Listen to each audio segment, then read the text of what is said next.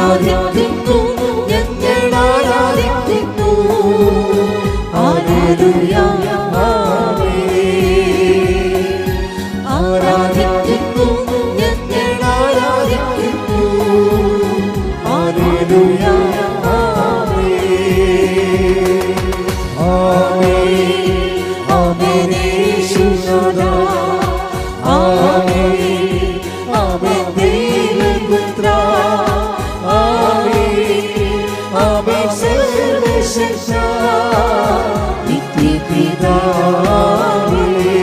പരിശുദ്ധ പരമദിവ്യകാരുണ്യത്തിന് നേരവും ആരാധനയും സ്തുതിയും പുകഴ്ചയും ഉണ്ടായിരിക്കട്ടെ.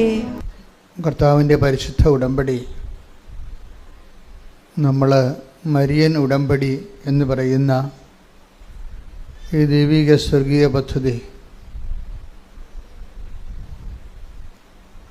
അതിൻ്റെ ആത്യന്തികമായ ലക്ഷ്യമെന്ന് പറയുന്നത്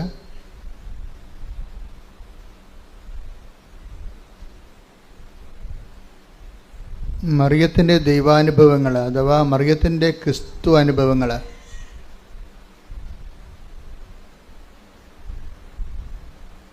മരിയൻ ക്രൈസ്റ്റ് എക്സ്പീരിയൻസ്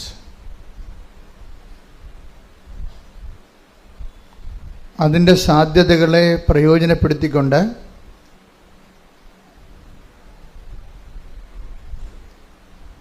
അനുദിന ജീവിത അവസ്ഥകളിൽ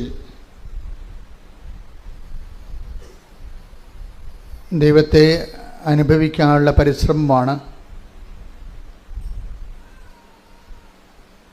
ഒരർത്ഥത്തിൽ മരിയൻ്റെ ഉടമ്പടി.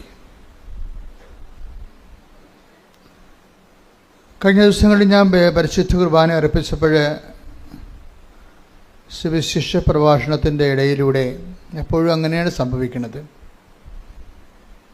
പല കാര്യങ്ങളും കർത്താവ് നമുക്ക് കൈമാറുന്നത് ഒരു സമൂഹം മുമ്പിലുള്ളപ്പോഴാണ്. വ്യക്തിപരമായി ചില സമയങ്ങളിൽ എൻ്റെ മുറിയിലിരിക്കുമ്പോൾ ഞാൻ എൻ്റെ ജപമാല സ്വകാര്യ പ്രാർത്ഥനയിലെല്ലാം കർത്താവ് കാര്യങ്ങൾ സംസാരിക്കുമ്പോഴും ചില ക്യാപിറ്റലായിട്ടുള്ള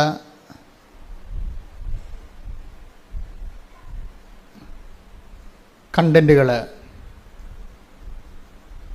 അത് എപ്പോഴും ഒരു ജനത്തിൻ്റെ മുമ്പിൽ നിൽക്കുന്ന സമയത്താണ് കർത്താവ് സംസാരിക്കുന്നത്. അപ്പോഴേക്ക് മനസ്സിലായിട്ടുണ്ട് കർത്താവ് എന്നിലൂടെ ജനങ്ങളെ അഭിസംബോധന ചെയ്യുന്നുവെന്ന്. നമ്മുടെ മരിയൻ ധ്യാനം കൂടുന്ന പല ആൾക്കാർക്കും ഈ ധ്യാനം ഒരു ദൈവാനുഭവമായി മാറുന്നതും പലരും അത് ലൈവായിട്ട് കൂടാനാണ് ആഗ്രഹിക്കുന്നത്.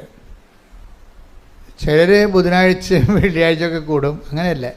ചിലർ കച്ചകെട്ടി അതിന് ആ സമയം ഫ്രഷായിട്ട് തന്നെ ആ ഓൺലൈനിൽ തന്നെ കൂടും. ബാക്കി അവർ ഇന്നലെ ഒരു സാക്ഷ്യം ഉണ്ടായിരുന്നു. ഞാൻ അവിടെ പ്രാർത്ഥന ചെയ്താണ്, കർത്താവേ ആ 11:30 മണി ചൊവ്വാഴ്ച 11:30 മണി മുതൽ 1 മണി വരെ ആരും ഞങ്ങളുടെ വീട്ടിൽ വരല്ലേ എന്ന് ഇന്നലെ പറഞ്ഞ സാക്ഷ്യമാണ്. ആ ചൊവ്വാഴ്ച 11 ദാറ്റ് മീൻസ് അവർ ഏതാണ്ട് പരിശുദ്ധ കുർബാനയിലേക്ക് പങ്കെടുക്കുന്ന പോലെ മൊബൈൽ ടി വിയായിട്ട് കണക്ട് ചെയ്തിട്ട് ഇതിലേക്ക് അങ്ങ് കർത്താവ് ഇന്ന് എന്താണ് എന്നോട് സംസാരിക്കുന്നത് എന്ന് ദൈവത്തെ കേൾക്കാൻ വേണ്ടിയാണ് ഉടമ്പടി ധ്യാനം കൂടുന്നത്.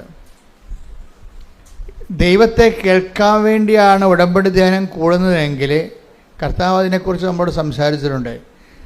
ഈ ഓരോരുത്തരുടെ ക്രൈസ്റ്റ് എക്സ്പീരിയൻസ്, ക്രൈസ്റ്റിനെ നമ്മൾ എങ്ങനെ കാണുന്നു എന്നതിനെ ആശ്രയിച്ചിരിക്കും. അതാണ് ഈശോ പറഞ്ഞത്, പ്രവാചകനായി സ്വീകരിക്കുന്നവന് അതിൻ്റെ ആനുപാതികമായിട്ടായിരിക്കും അനുഗ്രഹങ്ങൾ വരുന്നത്, അറിവ് വരുന്നത്. നീതിമാനെ take the bed of God സ്തുതിക്കട്ടെ. ഹല്ലേലൂയ ഹല്ലേലൂയ ഹല്ലേലൂയ യേശുവേ നന്ദി. ഹല്ലേലൂയ ഹല്ലേലൂയ ഹല്ലേലൂയ. മത്തായി 10:41. മത്തായിയുടെ സുവിശേഷം 10:41 വാക്യം. പ്രവാചകനെ പ്രവാചകനായി സ്വീകരിക്കുന്നവന്, പറഞ്ഞേ, പ്രവാചകനായി സ്വീകരിക്കുന്നവന് പ്രവാചകന്റെ പ്രതിഫലവും നീതിമാനെ നീതിമാനായി സ്വീകരിക്കുന്നവന് നീതിമാന്റെ പ്രതിഫലവും ലഭിക്കുന്നു. അപ്പൊ നമ്മളെ എങ്ങനെ സ്വീകരിക്കുന്നു അതിന് ആനുപാതികമായിട്ടാണ് നമ്മുടെ അനുഭവങ്ങൾ വരുന്നത്. അപ്പോൾ സ്വീകരിക്കണമെങ്കിൽ നമുക്ക് എന്ത് വേണം? അറിവ് വേണം, അല്ലേ? നമുക്ക് ഒരു കോൺസെപ്റ്റ് ഉണ്ട്, അത് നമ്മുടെ അറിവിന്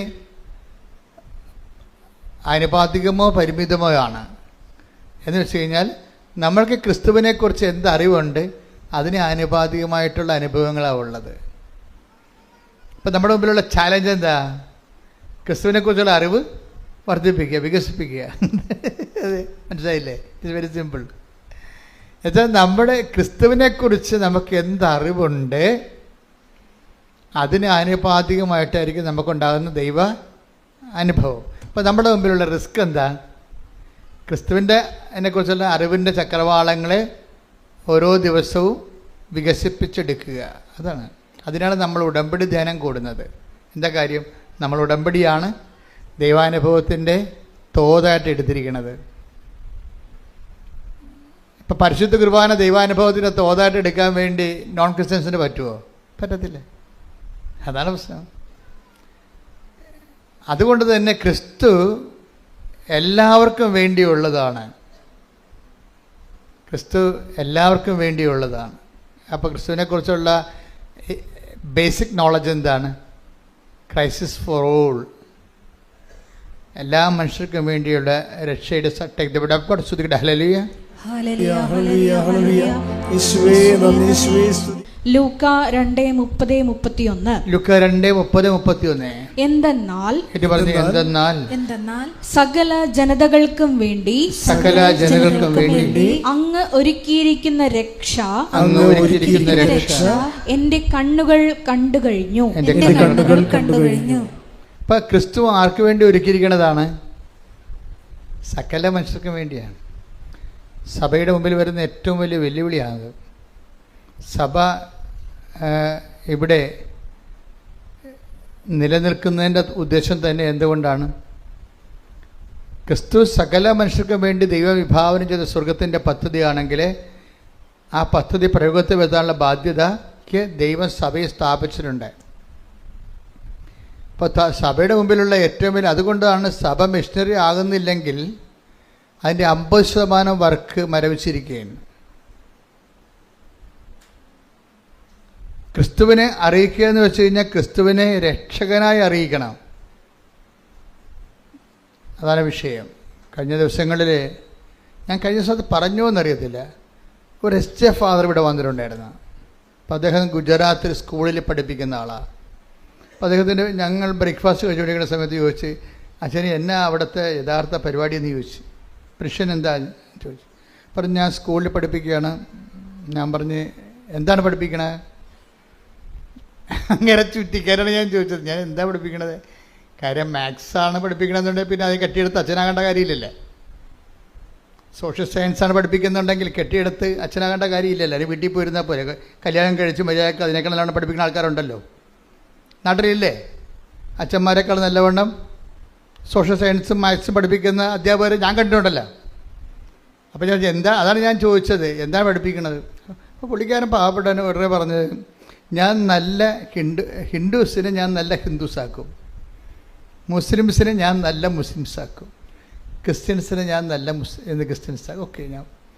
അപ്പോൾ ഞാൻ പറഞ്ഞ്, ഇതാണോ ദൈവവചനം വെളിപ്പെടുത്തുന്ന സുവിശേഷ വേല? അതാണ് വിഷയം. എന്താ കാര്യം? ക്രിസ്തുവിനെ അറിയാത്തവരെ അറിയിക്കുന്നത് നല്ല മനുഷ്യരോ ഒരു പുതിയ വാല്യൂ സിസ്റ്റമോ ഇവിടെ കൊണ്ടുവരാനല്ല ക്രിസ്തു ക്രൂശിക്കപ്പെട്ടത്. ഒരു പുതിയ മൂല്യം കൊണ്ടുവരാനുമല്ല. ക്രിസ്തു ഇവിടെ വരുന്നതിന് മുമ്പ് തന്നെ ഇവിടുത്തെ മൂല്യങ്ങൾക്ക് വലിയ കുഴപ്പമൊന്നുമില്ലായിരുന്നു. പ്രത്യേകിച്ച് ഇന്ത്യൻ മൂല്യങ്ങൾ, ലോകത്തിലെ ഏറ്റവും വലിയ മൂല്യം സൂക്ഷിക്കുന്ന ആൾക്കാരാണ് നമ്മൾ. മനുഷ്യരെ സ്നേഹിക്കാനും സന്ധിക്കാനും ശിബിയെ പോലെയുള്ള രാജാക്കന്മാരെ, ആ പക്ഷിയെ കഴുകൻ്റെ മുമ്പിൽ നിന്ന് പ്രാവിനെ രക്ഷിച്ചത് സ്വന്തം തുടയിലെ ചോര അറുത്ത് കൊടുത്താണ്. അങ്ങനെയുള്ള ഒരു രാജ്യമാണിത്. ഇവിടെ ഒരു മൂല്യത്തിന് ഒരു പഞ്ഞവുമില്ല. പുതിയ മൂല്യം ഉണ്ടാക്കാൻ വേണ്ടിയല്ല ക്രിസ്തു ക്രൂശിക്കപ്പെട്ടത്. എന്തിനാണ് ക്രൂശിക്കപ്പെട്ടിരിക്കുന്നത്? തൻ്റെ ഏകജാതനെ നൽകട്ടെ. ശ്രുതികട്ടെ ഹല്ലേലൂയ. 3:16 ശ്രുതികട്ടെ ഹല്ലേലൂയ. യേശുവേ നന്ദി. ഹല്ലേലൂയ ഹല്ലേലൂയ ഹല്ലേലൂയ. ആമേൻ. ആമേൻ. യേശുനാഥ. ആമേൻ. ആമേൻ. ദൈവപുത്രാ. ആമേൻ. ആമേൻ. സർവശക്താ. നിത്യപിതാവേ. യോഹന്നാൻ 3:16. ഓക്കെ, എന്തെന്നാൽ ഏറ്റു പറഞ്ഞു. എന്തെന്നാൽ അവനിൽ വിശ്വസിക്കുന്ന ഏവനും അവനെ വിശ്വസിക്കുന്ന ഏവനും നശിച്ചു പോകാതെ നിത്യജീവൻ പ്രാപിക്കുന്നതിന് വേണ്ടി നിത്യജീവൻ പ്രാപിക്കുന്നതിന് വേണ്ടി തന്റെ ഏകജാതനെ നൽകാൻ തക്കവിധം തന്റെ ഏകജാതനെ നൽകാൻ തക്കവിധം ദൈവം ലോകത്തെ അത്രമാത്രം സ്നേഹിച്ചു. അത്രമാത്രം സ്നേഹിച്ചു. എല്ലാ ബൈബിളും മൊത്തം A to Z, ഉൽപ്പത്തി മുതൽ വെളിപാട് വരെ കാച്ചി കുറുക്കി കംപ്രൈസ് ചെയ്ത് ഈ ഒരൊറ്റ വാക്കിൽ വെച്ചിരിക്കുകയാണ്.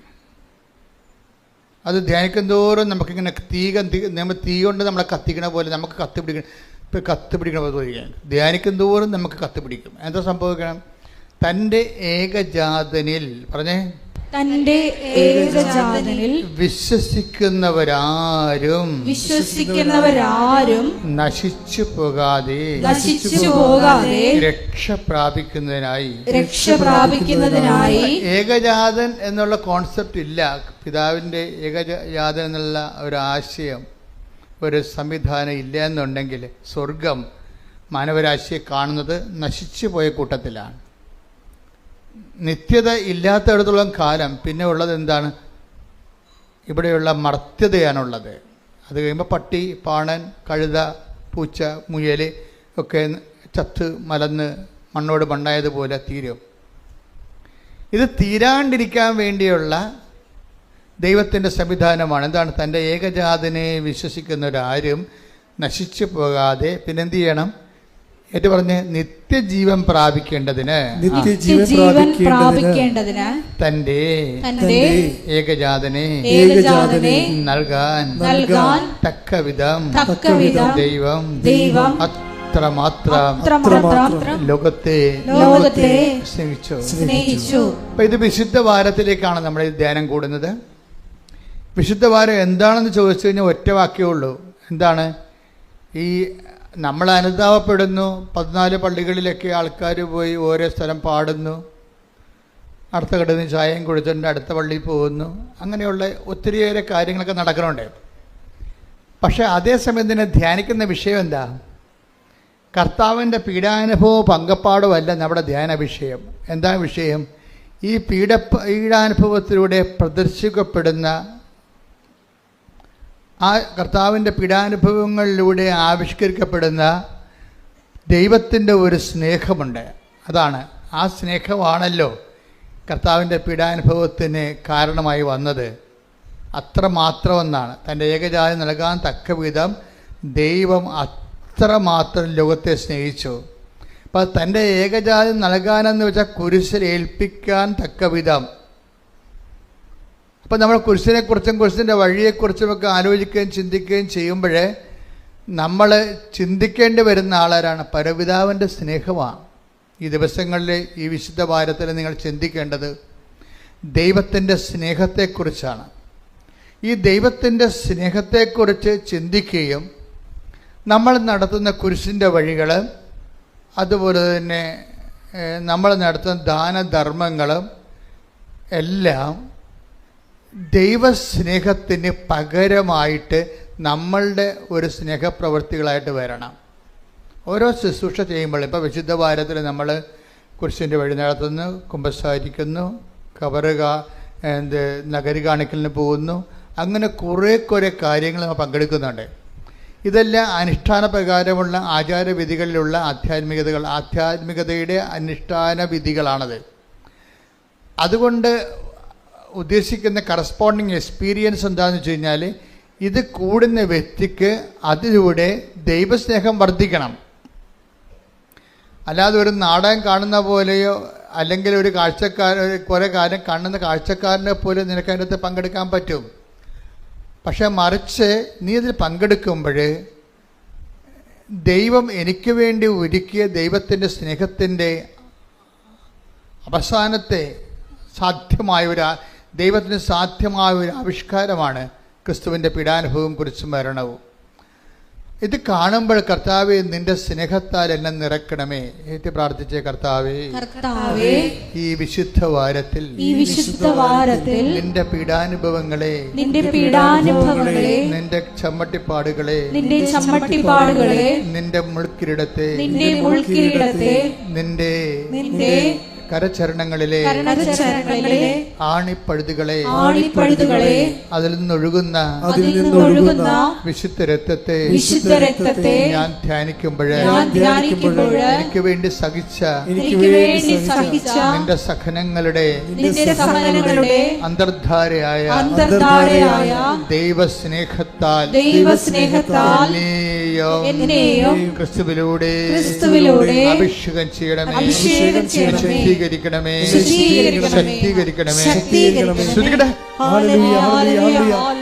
പരമദിവ്യകാരണത്തിന് നമ്മൾ ഉടമ്പടിയിൽ ആഘോഷിക്കുന്നത് മറിയത്തിൻ്റെ ക്രൈസ്തവാനുഭവമാണ്. മറിയത്തിൻ്റെ ക്രൈസ്തവാനുഭവം. കാരണം ക്രിസ്തുവിനെ എന്തുകൊണ്ടാണ് മറിയത്തെ ക്രിസ്തുവാനുഭവത്തിൻ്റെ ഒരു ഉച്ചയും ഉറവയുമായിട്ട് നമ്മൾ കാണാൻ കാരണം? മറിയത്തിൽ നിന്നാണ് ക്രിസ്തുവാനുഭവം നമുക്ക് സാധാരണ മനുഷ്യന്, ഞാൻ അക്കാഡമിക് ആയിട്ടുള്ള ലെവലിലോ അല്ലെങ്കിൽ ഒരു മിസ്റ്റിക് ലെവലിലോ അല്ല അത് വേറെ ഒരു ന്യൂനപക്ഷമാണ് സഭയിലുള്ളത്. സഭയിലുള്ള കോമൺ പീപ്പിൾ 99% അവരെ സംബന്ധിച്ചിടത്തോളം മറിയമാണ് ക്രിസ്തുവിൻ്റെ ഏറ്റവും നമുക്ക് ലഭ്യമായ സാധ്യതയുടെ സാക്ഷാത്കാരം. ക്രിസ്തുവിൻ്റെ സാധ്യതകളെ ഏറ്റവും അടുത്തറിഞ്ഞത് ആരാണ്? മറിയമാണ്. ക്രിസ്തുവിൻ്റെ നമ്മൾ ഉടമ്പടിയിലൂടെ ചിന്തിക്കുന്നത് എന്താണ്? മറിയം അനുഭവിച്ച ക്രിസ്തുവിൻ്റെ സാധ്യതകളെ നമ്മുടെ അനുദിന സങ്കടങ്ങളിലേക്ക് ആപ്ലിക്കേറ്റ് ചെയ്തുകൊണ്ട് ക്രിസ്തുവിനെ അനുഭവിക്കാനുള്ള സാധ്യതയാണ് നമ്മൾ ഉടമ്പടിയിലൂടെ അന്വേഷിക്കുന്നത്.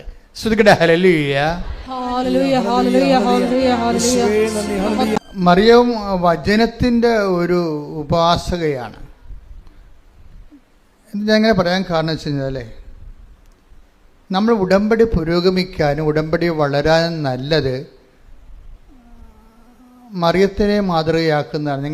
ഞാൻ പലപ്പോഴും ടോക്കിൽ ഈ ദിവസങ്ങളിൽ മാതാവിൻ്റെ ആധ്യാത്മികത പലപ്പോഴും ഉടമ്പടി കയറി വരുന്നില്ല. അപ്പോൾ ഞാനത് ദിവസങ്ങളിൽ അമ്മയോട് അതിനെക്കുറിച്ച് പറഞ്ഞു. കാര്യം പണ്ട് ഉടമ്പടി ധ്യാനം എന്ന് പറയുമ്പോൾ അതൊരു മരിയൻ ധ്യാനമായിരുന്നു ശരിക്കും. അപ്പോൾ ഈ ദിവസങ്ങളിൽ കുർബാന അർപ്പിക്കാൻ വേണ്ടി വന്നപ്പോൾ അമ്മ എന്നോട് പറഞ്ഞു ഇങ്ങനെയാണ് അതിൻ്റെ പുതിയ വെളിപ്പാടുകൾ. അവർക്കൊരു മറിയത്തെക്കുറിച്ച് ഓൾമോസ്റ്റ് ഓൾ റെവലേഷൻസ് അങ്ങനെ ഒരു ബുക്ക് തന്നെ ഉണ്ട്, മേരി മദർ ഓഫ് ഗോഡ്, മറിയത്തിൻ്റെ സുവിശേഷം എന്നും പറഞ്ഞുകൊണ്ട് നമുക്കൊരു വലിയ ബുക്ക് തന്നെ ഉണ്ട്, ഇത് മേടിക്കാൻ കിട്ടും. അതെല്ലാം ഈ മരിയൻ വെളിപാടുകളാണ്. അത് ആ ഫോർമുല ഉപയോഗിച്ചിട്ടാണ് ആൾക്കാർ ക്രിസ്തുവിൻ്റെ ശക്തി ടാപ്പ് ചെയ്യണത് ഉടമ്പടിയിലൂടെ. കാര്യം ക്രിസ്തുവിനെ അറിയാനും ഇപ്പം തന്നെ ഉദാഹരണം, ഞാനൊരു ഉദാഹരണം പറയട്ടെ. ഈ ദിവസങ്ങളിൽ ഈശോ കുർബാനയെ ബലിപീഠത്തിൽ പറഞ്ഞ കാര്യമാണ്. ഈശോയെക്കുറിച്ചുള്ള മറിയത്തിൻ്റെ ഏറ്റവും ടോപ്പ് റെവലേഷൻ എന്താണ്? ഒരേ ഒരു റെവലേഷൻ അല്ല, ഈശോയെക്കുറിച്ചുള്ള മറിയത്തിൻ്റെ ടോപ്പ് റെവലേഷൻ, വലിയ വെളിപാടുകളിലെ ഏറ്റവും പ്രധാനപ്പെട്ടത് എന്താണ്? യാക്കോബിൻ്റെ ഭവനത്തിൽ, യാക്കോബിൻ്റെ ഗോത്രത്തിൽ അവൻ വലിയവനായിരിക്കുമെന്നാണ് അല്ലേ? ക്രിസ്തുവിനെക്കുറിച്ചുള്ള മറിയത്തിൻ്റെ അനുഭവം എന്താണ്?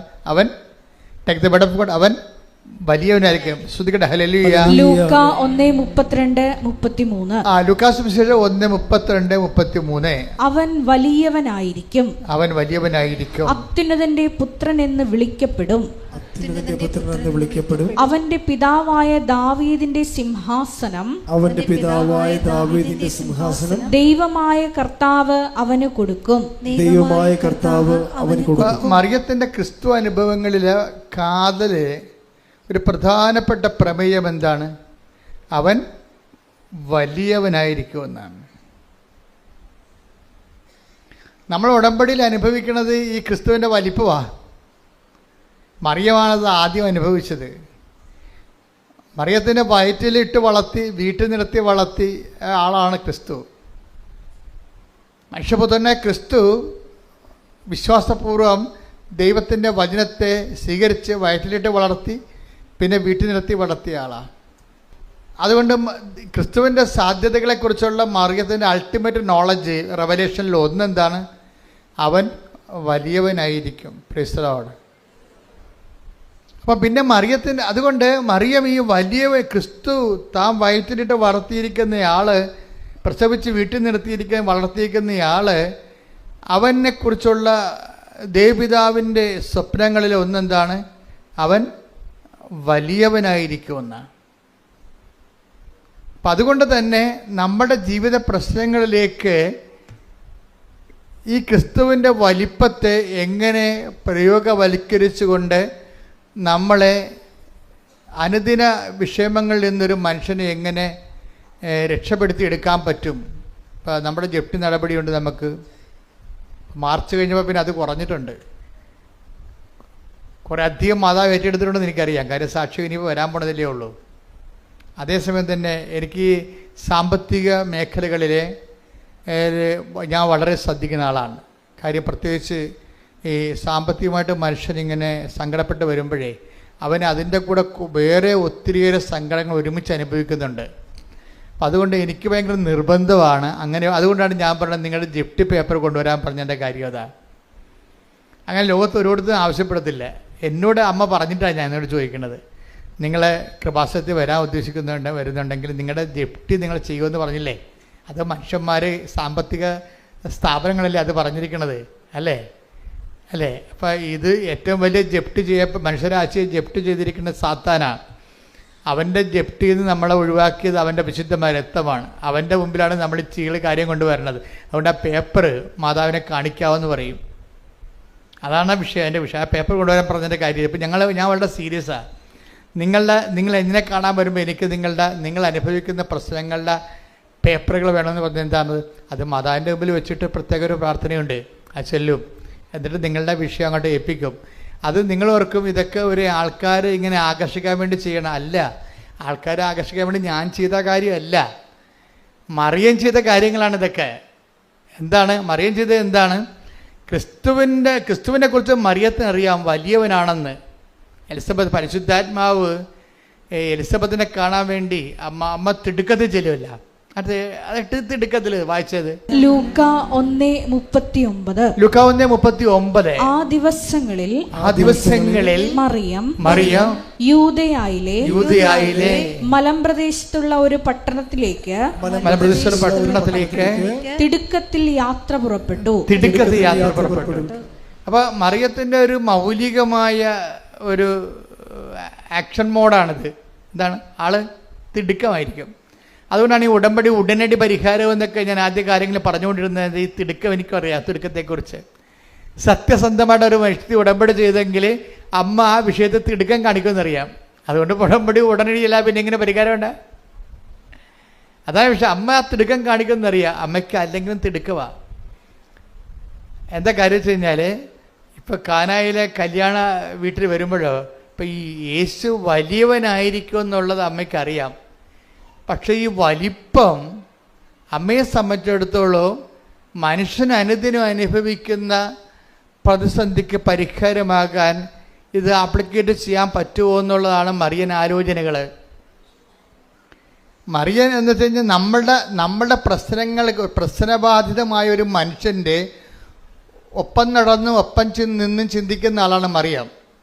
അങ്ങനെ ആരുമില്ല ബൈബിളിൽ അത്രയും കൃത്യമായിട്ട്. മനുഷ്യൻ്റെ അനുദിന പ്രശ്നങ്ങളുടെ ഒപ്പം നടന്നുകൊണ്ട് അവൻ്റെ ഒപ്പം തലക്ക് തീ പിടിച്ചുകൊണ്ട് അവൻ്റെ കൂടെ ഉപ്പുകുറ്റിക്ക് തീ പാറിക്കൊണ്ട് ഒരുമിച്ച് നടക്കുന്ന ഒരാളാണ് മറിയം. അങ്ങനെ ഈ വലിയവനായിരിക്കുന്ന യേശുവിനെ എങ്ങനെ മനുഷ്യൻ്റെ അനുദിന വിഷയത്തിൻ്റെ അകത്ത് ഒരു പരിഹാരത്തിന് വേണ്ടി അതിനെ പ്രയോഗിക്കാൻ കഴിയും എന്ന് കാനായിൽ ഒരാകസ്മികമായിട്ട് ചിന്തിച്ച ആളല്ല. മറിയത്തിൻ്റെ മനസ്സിൽ ഇത് തന്നെയായിരുന്നു എല്ലാ കാലങ്ങളിലും. എങ്ങനെ മറിയത്തോടല്ല പറഞ്ഞത്, ഇവൻ ഔസേപ്പിതാവിനോടല്ല പറഞ്ഞത്, അവൻ വലിയവനായിരിക്കുമെന്നാണ്. എന്തിനാണ് അങ്ങനെ പറഞ്ഞത്? അവൻ വലിയവനായിരിക്കും. എന്തിനു വേണ്ടി അവൻ വലിയവനായിരിക്കും? അവൻ യേശുക്രിസ്തു ക്രൂശിക്കപ്പെട്ട് മനുഷ്യൻ്റെ പാപങ്ങൾക്ക് പരിഹാരമാകാൻ വേണ്ടി മാത്രമാണോ? അല്ല. മറിയത്തെ സംബന്ധിച്ചിടത്തോളം മനുഷ്യൻ്റെ അനുദിന ജീവിതത്തിൻ്റെ പരിഹാരത്തിനും അവൻ വലിയവനായിരിക്കുമെന്നാണ് പരിശുദ്ധാത്മാവ് മറിയത്തോട് പറഞ്ഞിരിക്കുന്നത്. കൈയടിച്ച് ക്രിസ്തുവിന്റെ ഹല്ലേലൂയ. ഹല്ലേലൂയ, ഹല്ലേലൂയ, ഹല്ലേലൂയ. യേശുവേ നന്ദി. ഹല്ലേലൂയ, ഹല്ലേലൂയ, ഹല്ലേലൂയ, ഹല്ലേലൂയ. ആരാധന, ആരാധന.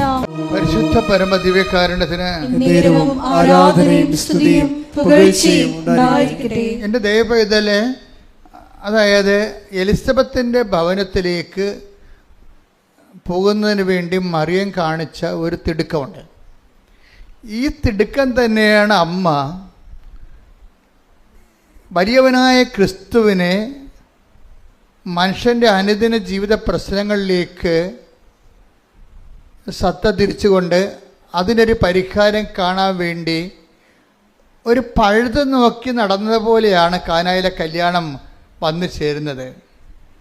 കാനായിലെ കല്യാണം വസ്തുത്തിൽ അത് ശരിക്കും പറഞ്ഞാൽ ഞാൻ ഇപ്പോഴും വിശ്വസിക്കുന്നത് ഒരു സർക്കസ് സെൻസ് മാതാവ് ഇതേ ചിന്തയോടുകൂടി നടന്ന് ക്രിസ്തു വലിയവനാണെന്ന് അമ്മയ്ക്കറിയാം.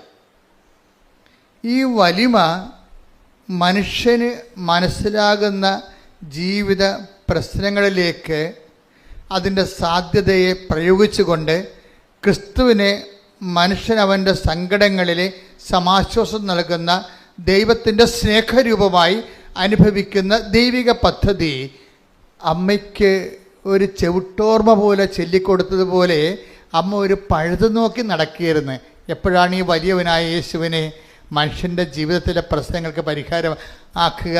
അങ്ങനെ നടക്കുന്ന കാലത്താണ് കാനായിലെ കല്യാണം ഒരു പെട്ടെന്നിങ്ങനെ ഈ പാല് കടയുമ്പോൾ വെണ്ണ വന്ന പോലെ പൊന്തി വന്നത്, അവസരം പൊന്തി വന്നതാണ്.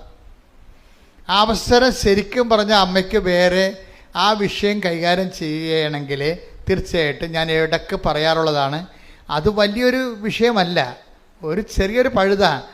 അവിടെ വീഞ്ഞ് തീർന്നു പോയി, വേണമെങ്കിൽ അടുത്ത വീട്ടിൽ പോയി വായ്പ വാങ്ങിക്കാമെന്ന് പറയുമ്പോൾ ആ പ്രശ്നം തീരും.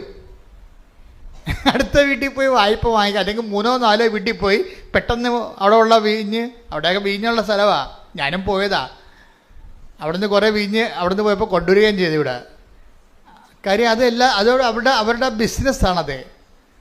അപ്പം അതുകൊണ്ട് തന്നെ അവിടെ പഞ്ഞമൊന്നുമില്ല ഈ സംഭവം, അടുത്ത വീട്ടിൽ പോയി സംഭവം കിട്ടും. അങ്ങനെ ഒരു ഉപദേശം കൊടുക്കുന്നതിനുള്ള സാധ്യതയുണ്ട് അവിടെ. അല്ലെങ്കിൽ വിലക്ക് വാങ്ങാമല്ലോ. അപ്പോൾ ഈ 2 സംഭവം ചെയ്യാതെയാണ് അമ്മ ഈ വിഷയം യേശുവിൻ്റെ വലിയവനായ യേശുവിൻ്റെ വലിപ്പം മനുഷ്യൻ്റെ ജീവിത പ്രശ്നങ്ങൾ പരിഹാരമാകാനുള്ള സാധ്യത അമ്മ കണ്ടുപിടിച്ച ഒരു പോംവഴിയാണ്. നമ്മൾ അമ്മയെ വിളിക്കണത് എന്താണ്? ദിവ്യ രഹസ്യങ്ങളുടെ എന്താ വിളിക്കണേ? റോസാപുഷ്പം. ഞങ്ങളൊക്കെ എൻ്റെ കുഞ്ഞുനാളിലൊക്കെ വീട്ടിൽ അമ്മ പറയണത് വ്രതപുഷ്പമേ എന്നൊക്കെ പറയും. എനിക്ക് അന്ന് മനസ്സിലായിട്ടില്ല, ഇന്നും മനസ്സിലായിട്ടില്ല. ദിവ്യ രഹസ്യങ്ങളുടെ വ്രതപുഷ്പമേ എന്നുവെച്ചാൽ തമിഴാണ്. ഞങ്ങളുടെ ഇവിടുത്തെ പ്രാർത്ഥനകളെല്ലാം, കേരളത്തിലെ ക്രിസ്ത്യൻസിൻ്റെ പ്രാർത്ഥന പൊതുവേ ഒരു 100 കൊല്ലം മുമ്പ് വരെ തമിഴായിരുന്നു. അപ്പം അതുകൊണ്ട് തമിഴിൻ്റെ പ്രാർത്ഥന പതുക്കെയാണ് ഇപ്പോൾ മലയാളത്തിലായത്. കാര്യം കേരളം തമിഴൊക്കെ ആയിരുന്നല്ലോ. അപ്പം അതിലൂടെ ആ കാലങ്ങളിലെല്ലാം പഴയ വേദപാഠങ്ങളെല്ലാം തമിഴായിരുന്നു. അപ്പോൾ അത് ദൈവരഹസ്യങ്ങളുടെ വ്രതപുഷ്പം. ഞാൻ സെമേരി ചെന്നപ്പോൾ പഠിച്ചത് ഈ വ്രതപുഷ്പം എന്ന് പറഞ്ഞാൽ എന്താണ്? സെമേരി ചെന്നപ്പോൾ ഇംഗ്ലീഷ് റോസ് ശരിയാണ്. അപ്പോൾ അവിടെ പറഞ്ഞാൽ എന്താണ്? Mystic rose, pray for us എന്നുവെച്ചാൽ ദിവ്യരഹസ്യങ്ങളെ ഒരു തേൻ പോലെ ഒരു പനിനീർ പൂവിൽ സൂക്ഷിച്ചിരിക്കുന്നതാണ് അമ്മ. അമ്മ ഒരു പനിനീർ പൂവാണ്. ആ പനിനീർ പൂവിൽ ദിവ്യരഹസ്യങ്ങളുണ്ട്. തേന് പോലെ ഇരിക്കണ പൂവിൽ എങ്ങനെയാണ് തേനിരിക്കുന്നത് അതുപോലെ പരിശുദ്ധ മറിയമാവുന്ന സ്വർഗീയ പുഷ്പത്തിലെ തേനുണ്ട്. എന്തിൻ്റെയാണ്? ദിവ്യരഹസ്യങ്ങൾ. ദിവ്യരഹസ്യം എന്താണ്? ക്രിസ്തുവിനെക്കുറിച്ചുള്ള രഹസ്യങ്ങളാണ്. ക്രിസ്തുവിനെക്കുറിച്ചുള്ള രഹസ്യങ്ങൾ ആർക്കാണ് പകർന്നു കിട്ടിയിരിക്കുന്നത്? മറിയത്തിനാണ്. എന്താണ്? അവൻ വലിയവനായിരിക്കും. അതാണ് രഹസ്യമാണത്. അത് രഹസ്യമാണ്. ഈ രഹസ്യം അത് അമ്മയ്ക്ക് കിട്ടിയിരിക്കുന്ന രഹസ്യമാണ് അമ്മ കാനായിലെ അത് പരസ്യമാക്കുന്നത്. ഈ രഹസ്യമില്ലേ, അതായത് ഇവൻ വലിയവനായിരിക്കും എന്നുള്ള ദിവ്യരഹസ്യം, അതാണ് ദിവ്യരഹസ്യങ്ങളുടെ പനിനീർ പുഷ്പമേ. അപ്പം ഈ രഹസ്യത്തെയാണ് അവൻ വലിയവനായിരിക്കും. ഈ യേശുക്രിസ്തുവിൻ്റെ ശക്തിയെ അമ്മ ബലഹീനനായ മനുഷ്യൻ്റെ ഉയർത്തെഴുന്നേൽപ്പിനും നിലനിൽപ്പിനും ഉയർച്ചയ്ക്കും അതിജീവനത്തിനുമായിട്ട് അമ്മ ഒരു പഴുത് നോക്കിയിരിക്കുകയായിരുന്നു. യേശുക്രിസ്തുവിനെ ഇൻട്രൊഡ്യൂസ് ചെയ്യാൻ വേണ്ടി ക്രിസ്തുവിൻ്റെ ശക്തി, ക്രിസ്തുവിലുള്ള ദൈവത്തിൻ്റെ പദ്ധതികൾ, മനുഷ്യൻ്റെ എല്ലാ സർവ്വതോന്മുഖമായ വീണ്ടെടുപ്പുകൾ നിലവിൽ വരുത്താൻ വേണ്ടി അമ്മ ഒരു പഴുത് നോക്കിയിരിക്കുകയും, അങ്ങനെ വളരെ അത്രയ്ക്ക് വലിയ ആഡംബരമായിട്ട് പറയാൻ പറ്റുന്നില്ലെങ്കിലും കിട്ടിയ പഴുത് അമ്മ തിടുക്കത്തിൽ ഉപയോഗിക്കുകയാണ്. അവിടെയും തിടുക്കമാണ്, പെട്ടെന്നല്ല ഈ സംഭവം നടക്കുന്നത്. അവർ അടുത്ത വീട്ടിൽ പോയി വാടകയ്ക്ക് വീഞ്ഞും കാവിക്കൊണ്ട് വരണമെങ്കിൽ തന്നെ ഇവിടെ കാര്യം സാധിച്ചു.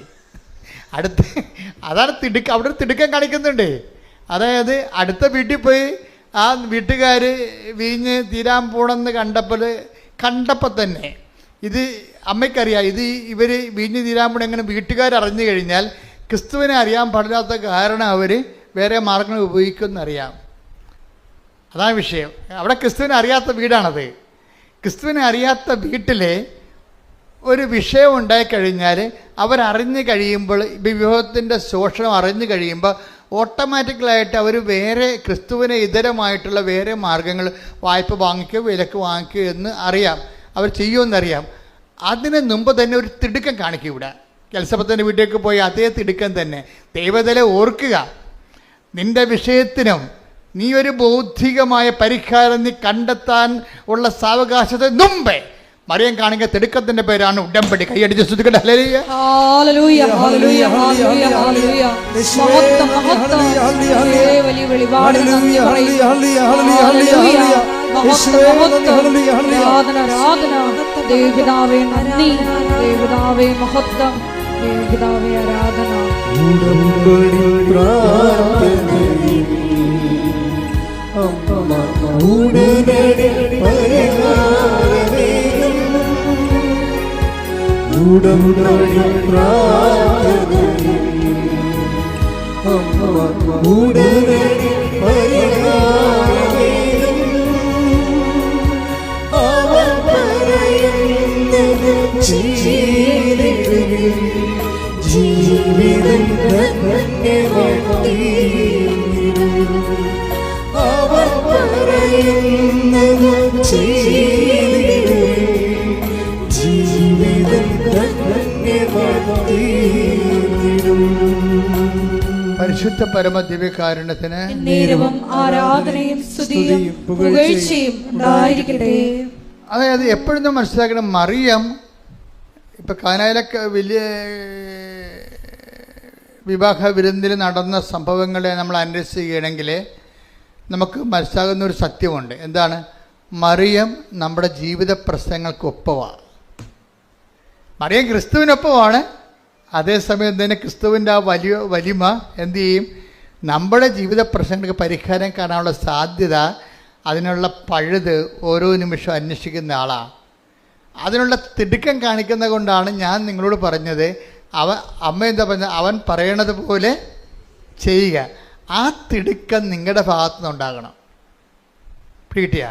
ഉടമ്പടി എപ്പോഴും കത്തണത് ഇങ്ങനെയാണ്. മറിയമ്മത്തിന് ഒരു തിടുക്കമുണ്ട്. മനുഷ്യൻ ബൗദ്ധികമായ മാനുഷികമായ മാർഗങ്ങൾ അന്വേഷിക്കുന്ന മുമ്പേ യേശുക്രിസ്തുവിനെ ആ പ്രശ്നത്തിൽ ഉൾപ്പെടുത്തിക്കൊണ്ട് ദൈവത്തിൻ്റെ മഹത്വപ്പെടുത്തുക എന്നുള്ള മറിയത്തിൻ്റെ സ്വാഭാവികമായ മാതൃകയ്ക്ക് മറിയത്തിന് ഇച്ഛാശക്തിയുണ്ട്. പക്ഷെ അത് നടപ്പിൽ വരുത്തുന്നതിന് നമ്മളുടെ ഭാഗത്തു നിന്നും അതുപോലെ തന്നെയുള്ള ഒരു തിടുക്കം ഉണ്ടാകണം. പറഞ്ഞ മനസ്സിലായില്ലേ? അതുകൊണ്ട് ഞാൻ എപ്പോഴും പറയും, നിങ്ങളുടെ പ്രശ്നത്തിനെ അടിസ്ഥാനപ്പെടുത്തിയാണ് നിങ്ങളൊരു തിടുക്കം നമുക്ക് തിടുക്കം ഉണ്ടാക്കാൻ പറ്റും. രണ്ട് തരത്തിലാണ് തിടുക്കം വരുന്നത്. ഒന്ന്, നിങ്ങളുടെ പ്രശ്നത്തെ അടിസ്ഥാനപ്പെടുത്തിക്കൊണ്ടൊരു തിടുക്കം ഉണ്ടാക്കാൻ പറ്റും. എന്താണ് കാരണം? നിങ്ങളിപ്പോൾ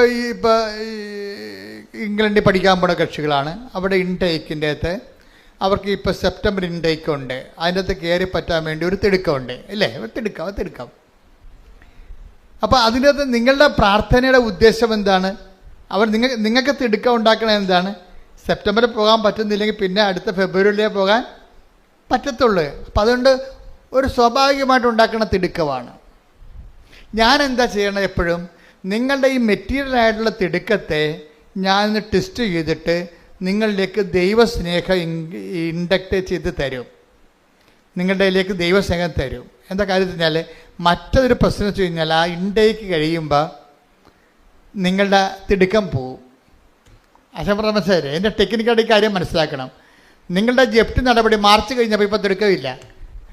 ഈ മാനുഷിക തിടുക്കം, മെറ്റീരിയലായിട്ടുള്ള തിടുക്കത്തിൻ്റെ കുഴപ്പം അത് കണ്ടീഷണലാണ്. അതൊരു വിഷയവുമായിട്ടും ഒരു സീസണലായിട്ടുള്ള തിടുക്കമാണ്. നിങ്ങളുടെ ഇൻടേക്ക് കഴിഞ്ഞു, സെപ്റ്റംബറിൽ കിട്ടിയില്ല, അതിന് കുഴപ്പമില്ല, ഇപ്പോൾ ഫെബ്രുവരിയല്ലേ, അതിനുശേഷം പോയി നമുക്ക് ഇംഗ്ലീഷ് പഠിക്കാമെന്ന് പറയും. അപ്പോൾ നിങ്ങളുടെ തിടുക്കം പോയി. പക്ഷേ ആ തിടുക്കമല്ല നമുക്ക് വേണ്ടത്. ഒരു വിഷയബന്ധിതയായ തിടുക്കമാണ് നിങ്ങൾക്കുള്ളത്. മറിച്ച് എനിക്കറിയാം നിങ്ങളുടെ തിടുക്കം മെറ്റീരിയലാണെന്നറിയാം. നിങ്ങൾ ആ വിഷയം ആ സമയം കഴിഞ്ഞ് കഴിഞ്ഞാൽ പിന്നെ നിങ്ങൾ തിടുക്കം കുറയും. പക്ഷേ പ്രശ്നം എന്താ വെച്ചാൽ തിടുക്കം കൂട്ടുകയും തിടുക്കം കുറയ്ക്കുകയും ചെയ്യുന്നത് ആരോടാണ്? ദൈവത്തോടല്ലേ. അതാണൊരു കുഴപ്പം. ഇതിൽ വരുന്നൊരു അപകടം അതാണ്. നിങ്ങളിപ്പോൾ ജപ്തി മാറ്റി വെക്കാൻ വേണ്ടി നിങ്ങൾ ഒരു തിടുക്കം കാണിക്കുന്നത്.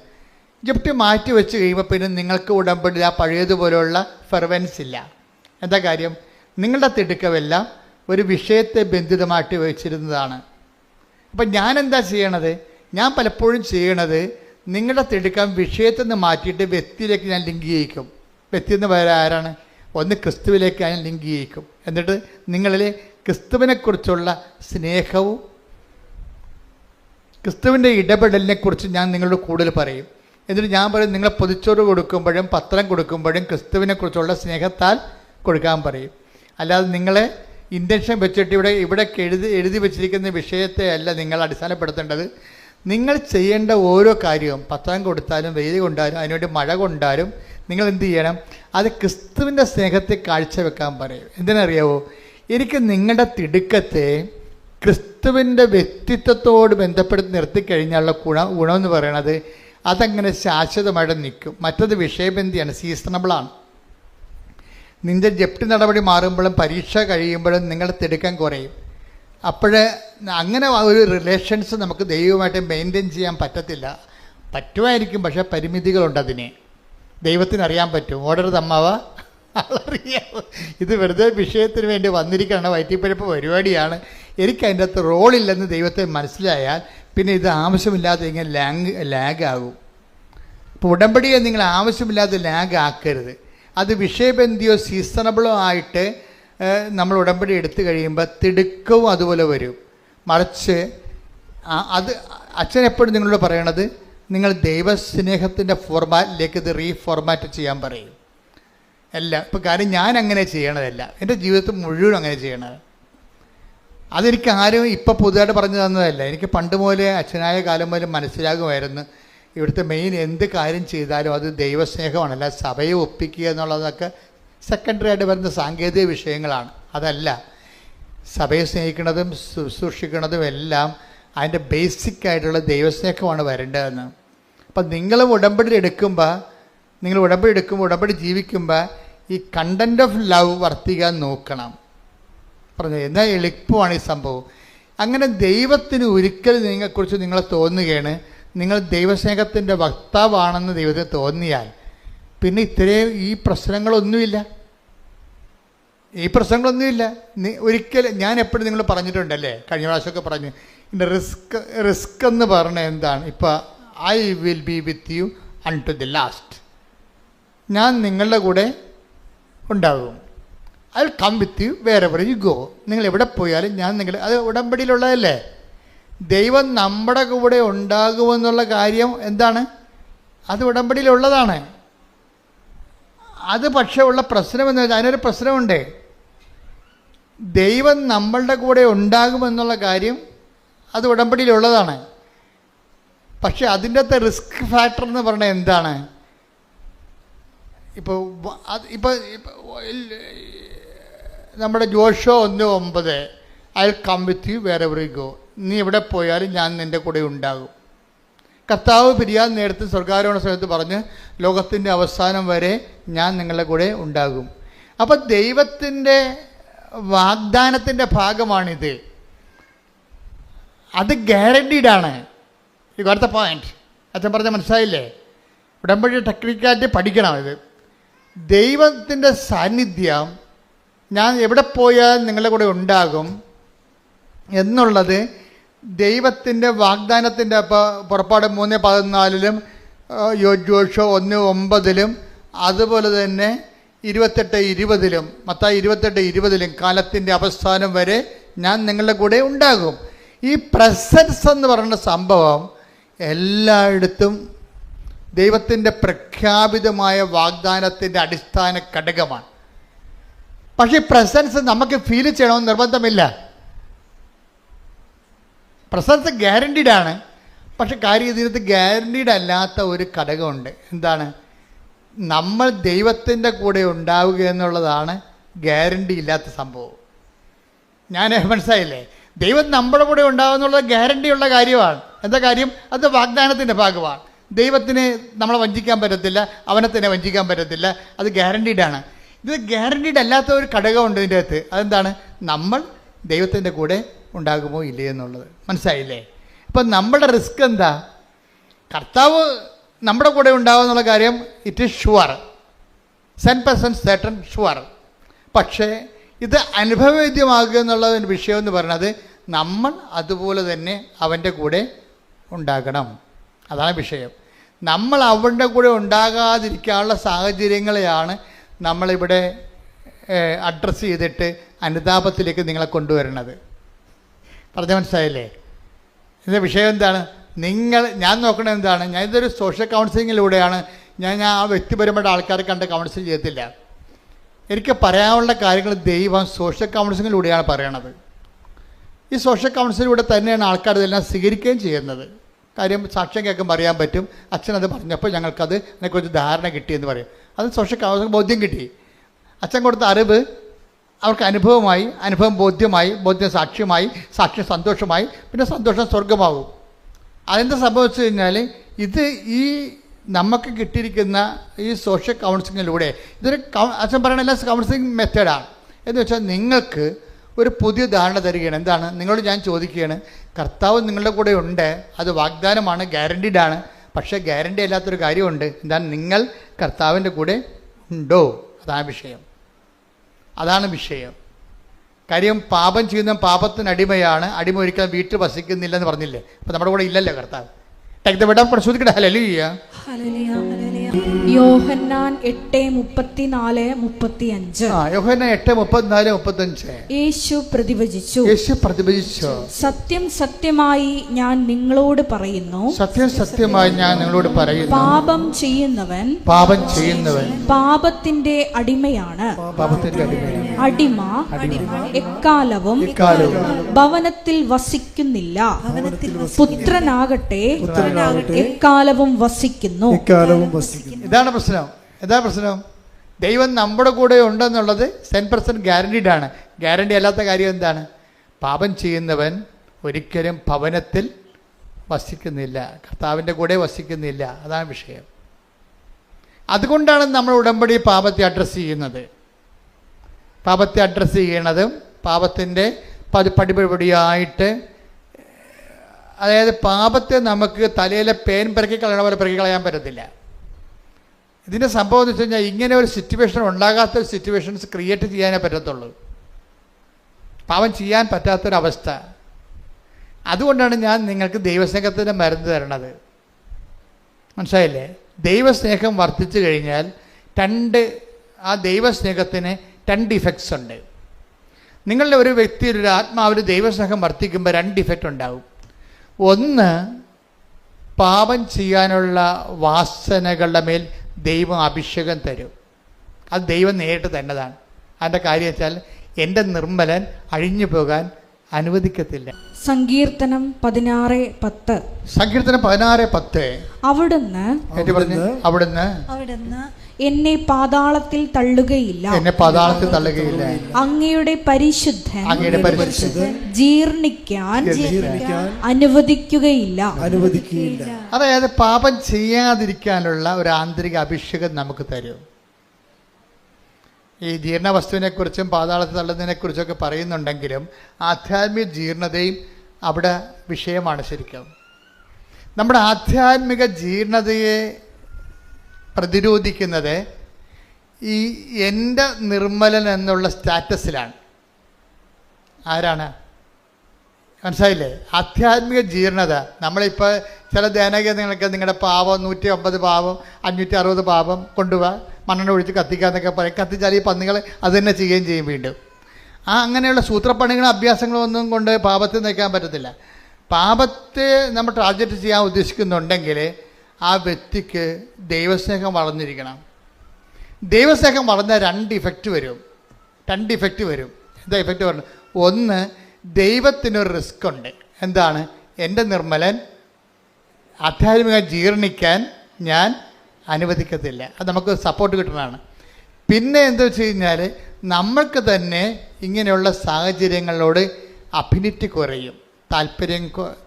പാപം ചെയ്യാനുള്ള ഒന്നെങ്കിൽ 2 തരത്തിൽ, ഒന്നെങ്കിൽ ഒരു പ്രലോഭനത്തിൽ ഉൾപ്പെടുത്തരുത് നമ്മൾ പ്രാർത്ഥിക്കുമ്പോൾ അങ്ങനെയുള്ള സാഹചര്യങ്ങളിൽ നിന്ന് ഇരിക്കാനുള്ള സാധ്യതയെ ദൈവം ട്രേസ് ഔട്ട് ചെയ്യുന്നുണ്ട്.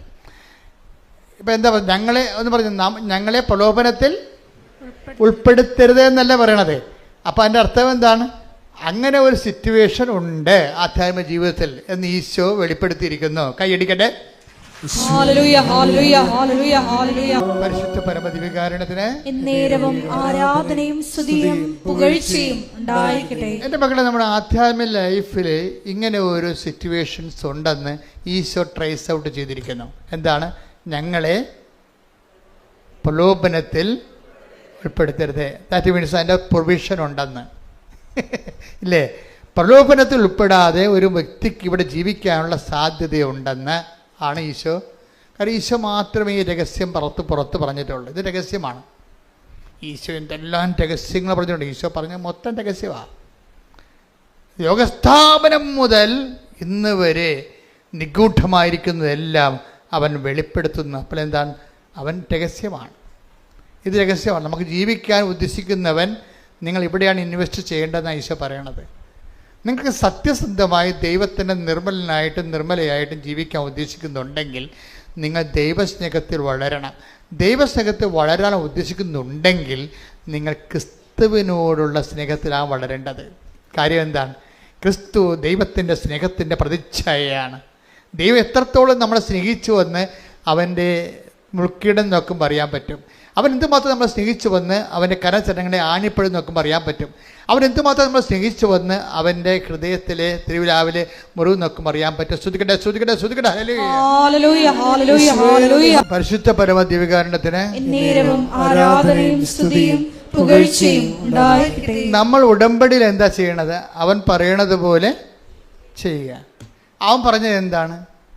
എന്നെ സ്നേഹിക്കുന്നവൻ എൻ്റെ കൽപ്പന പാലിക്കട്ടെ. ഇവിടെ കൂടെ ശ്രുതിക്കട്ടെ. ഹല്ലേലൂയ, ഹല്ലേലൂയ, ഹല്ലേലൂയ, ഹല്ലേലൂയ. യേശുവേ നന്ദി. യോഹന്നാൻ 14:23. യോഹന്നാൻ 14:23. യേശു പ്രതിവചിച്ചു, എന്നെ സ്നേഹിക്കുന്നവൻ എന്റെ വചനം പാലിക്കും. അപ്പോൾ എന്റെ പിതാവ് അവനെ സ്നേഹിക്കുകയും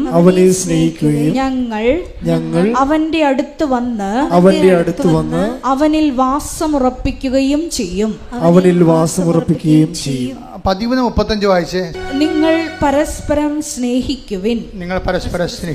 ഞാൻ നിങ്ങളെ സ്നേഹിച്ചതുപോലെ നിങ്ങളും പരസ്പരം സ്നേഹിക്കുവിൻ. നിങ്ങൾക്ക് പരസ്പരം സ്നേഹമുണ്ടെങ്കിൽ നിങ്ങൾ എന്റെ ശിഷ്യന്മാരാണെന്ന് അതുമൂലം എല്ലാവരും അറിയും. പത്രം കൊടുക്കുന്ന പോലെ എല്ലാവരും കർത്താൻ അറിയിക്കാൻ പറ്റും. പക്ഷേ ഏറ്റവും വലിയ അറിയിപ്പ് എന്താണ്? നിങ്ങൾക്ക് അവൻ പറയണ പോലെ ചെയ്യുകയല്ല ഉടമ്പടി. അവൻ പറഞ്ഞ ഏറ്റവും വലിയ വിഷയം എന്താണ്?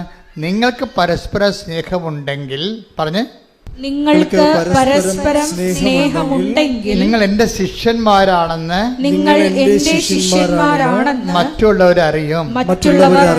അപ്പൊ പൊതിച്ചോറും കൊടുത്തിട്ട് ഓടിക്കളയരുത്. മനസ്സിലായില്ലേ? നിങ്ങൾ എന്തുകൊണ്ടത് കൊടുക്കണമെന്ന് പറയണം. മനസ്സിലായില്ലേ? പത്രം കൊടുത്തിട്ട് പോയി കളയരുത്. അതല്ല വിഷയം. ഞങ്ങൾ നിങ്ങളെ സ്നേഹിക്കുന്നു. കാരണം എന്താണ്? ക്രിസ്തു നമ്മളെ രണ്ടുപേരെയും സ്നേഹിക്കുന്നു. അത് വിഷയമാണ്. അതിനെ പറഞ്ഞ് മനസ്സിലാക്കണം. കഴിഞ്ഞ ദിവസങ്ങൾ ഓർത്തഡോക്സിൽ നിന്നൊരു ചേച്ചി ഒരു സാക്ഷ്യം പറഞ്ഞു. ഭയങ്കര ഇടിവെട്ട് സാക്ഷ്യമായിരുന്നു. പക്ഷേ എനിക്ക് അവസാനം പറഞ്ഞതാണ് എൻ്റെ ചങ്കക്കൊണ്ടത്. അവർ പറഞ്ഞു, കൃപാസനം ഇല്ലായിരുന്നെങ്കിൽ കുറേ പേര് പട്ടിണി കിടന്ന് മരിച്ചേന്ന്. അപ്പോൾ ഞാൻ ഓർത്തതെന്ന് വെച്ചാൽ ഇവിടെ ലോട്ടറി ടിക്കറ്റ് വിൽക്കുന്ന കുറേ ചേട്ടന്മാരുണ്ടല്ലോ, അല്ലെങ്കിൽ തിരിവിൽക്കുന്ന ചേട്ടന്മാർ, അവരെക്കുറിച്ചായിരിക്കും ഈ പറയണതെന്ന്. ഈ കൃപാസനം ഈ സ്ഥാപനം ഇല്ലെങ്കിൽ അവരല്ല ഉദ്ദേശിച്ചത്. അവരുദ്ദേശിച്ചത് കേരളത്തിൽ 10,200 അനാഥാലയങ്ങളുണ്ട്. അവിടെയെല്ലാം ഉടമ്പടി എടുത്ത ആൾക്കാർ ക്യൂ ആണ്. അവിടെ വസ്ത്രം കഴുകി കൊടുക്കാനും ഭക്ഷണം കൊടുക്കാനും ആശുപത്രി ക്ലീൻ ചെയ്യാനും നഖം വെട്ടി കൊടുക്കാനും കുളിപ്പിച്ച് കൊടുക്കാനും ആൾക്കാർ ക്യൂ ആണ്. അവർക്ക് സമയാസമയങ്ങളിൽ ഭക്ഷണം കൊടുക്കുകയും അവിടെ ഇല്ലായ്മയും വല്ലായ്മയും തിരക്കുകയും മരുന്ന് മേടിക്കാൻ കാശുണ്ടാൻ ചോദിക്കുകയും ആ ചീട്ട് വാങ്ങിച്ചിട്ട് മരുന്ന് വാങ്ങിച്ച് കൊടുക്കുകയും ചെയ്യും. അങ്ങനെ ഭയങ്കരമായൊരു സുവിശേഷ വേല ലോകം മുഴുവൻ നടക്കുന്നുണ്ട്. അമേരിക്കയിൽ നിന്നും അതുപോലെ തന്നെ ഇംഗ്ലണ്ടിൽ നിന്നൊക്കെ വന്ന് സാക്ഷ്യം പറയുന്നവർ അവർ ചെയ്യുന്ന പ്രേക്ഷിത പ്രവർത്തനങ്ങളെക്കുറിച്ച് ഇവർ അച്ഛൻ ചോദിക്കും, സിസ്റ്റർ ചോദിക്കും. അപ്പോൾ അവരിതെല്ലാം തുറന്ന് പറയും എന്തൊക്കെയാണ് അവർ ചെയ്യണമെന്ന്. അപ്പോൾ ലോകം മുഴുവനും മനുഷ്യരെ സ്നേഹിക്കുകയാണ്. പക്ഷേ വൺ പോയിൻ്റ്, നിങ്ങളുടെ സ്നേഹവും നിങ്ങളുടെ ആനുകൂല്യങ്ങളും കൈപ്പറ്റുന്നത് എന്തിനാണെന്ന് അവർ ചോദിച്ചില്ലെങ്കിലും നിങ്ങൾ അങ്ങോട്ട് പറയണം. എന്താ കാര്യം? നമ്മൾ തമ്മിൽ കണ്ടു പരിചയമില്ല, പക്ഷേ നമ്മൾ രണ്ടുപേരെയും കണ്ടു പരിചയമുള്ള ഒരാളുണ്ട്. അയാളുടെ പേരാണ് ക്രിസ്തു. ഞാൻ പറയും നിങ്ങളെല്ലാം മറക്കണം എന്നാണ് എനിക്ക് പറയാനുള്ളത്. എനിക്കല്ലേ, എന്നിലൂടെ പരിശുദ്ധാത്മാവിന് നിങ്ങളോട് പറയാനുള്ളത് അതാണ്. നിങ്ങളെല്ലാം മറക്കണം. എന്ത് മറക്കണം? നിങ്ങളുടെ ജോലിയെക്കുറിച്ചുള്ള ടെൻഷൻസ് മറക്കണം. നിങ്ങൾക്ക് PR താമസിക്കുന്ന മറക്കണം. നിങ്ങളുടെ പെൻഷൻ കിട്ടാൻ താമസിക്കുന്നത് മറക്കണം. നിങ്ങളുടെ ഏജൻറ്റ് നിങ്ങളെ വഞ്ചിച്ചത് മറക്കണം. നിങ്ങൾ ഓർക്കേണ്ട ഒരാളുണ്ട്, തനിക്ക് വേണ്ടി ജീവൻ വരെ, നമുക്ക് വേണ്ടി ജീവൻ വരെ തരാൻ കഴിവുള്ളവനും ആ തന്ന് സ്നേഹിച്ച ദൈവത്തെ നിങ്ങൾ ഓർക്കണം. എന്തിനാണ് ഓർക്കുന്നത്? അവനെ ഓർക്കുമ്പോഴേ അവൻ്റെ സ്നേഹത്തിൽ നമ്മൾ വളരും. ഓർമ്മയാണ് സ്നേഹത്തിൽ വളർത്തുന്നത് നമ്മളെ. ഇപ്പം കുർബാന ഒരു ഓർമ്മയല്ലേ? കുർബാന ഓർമ്മയല്ലേ?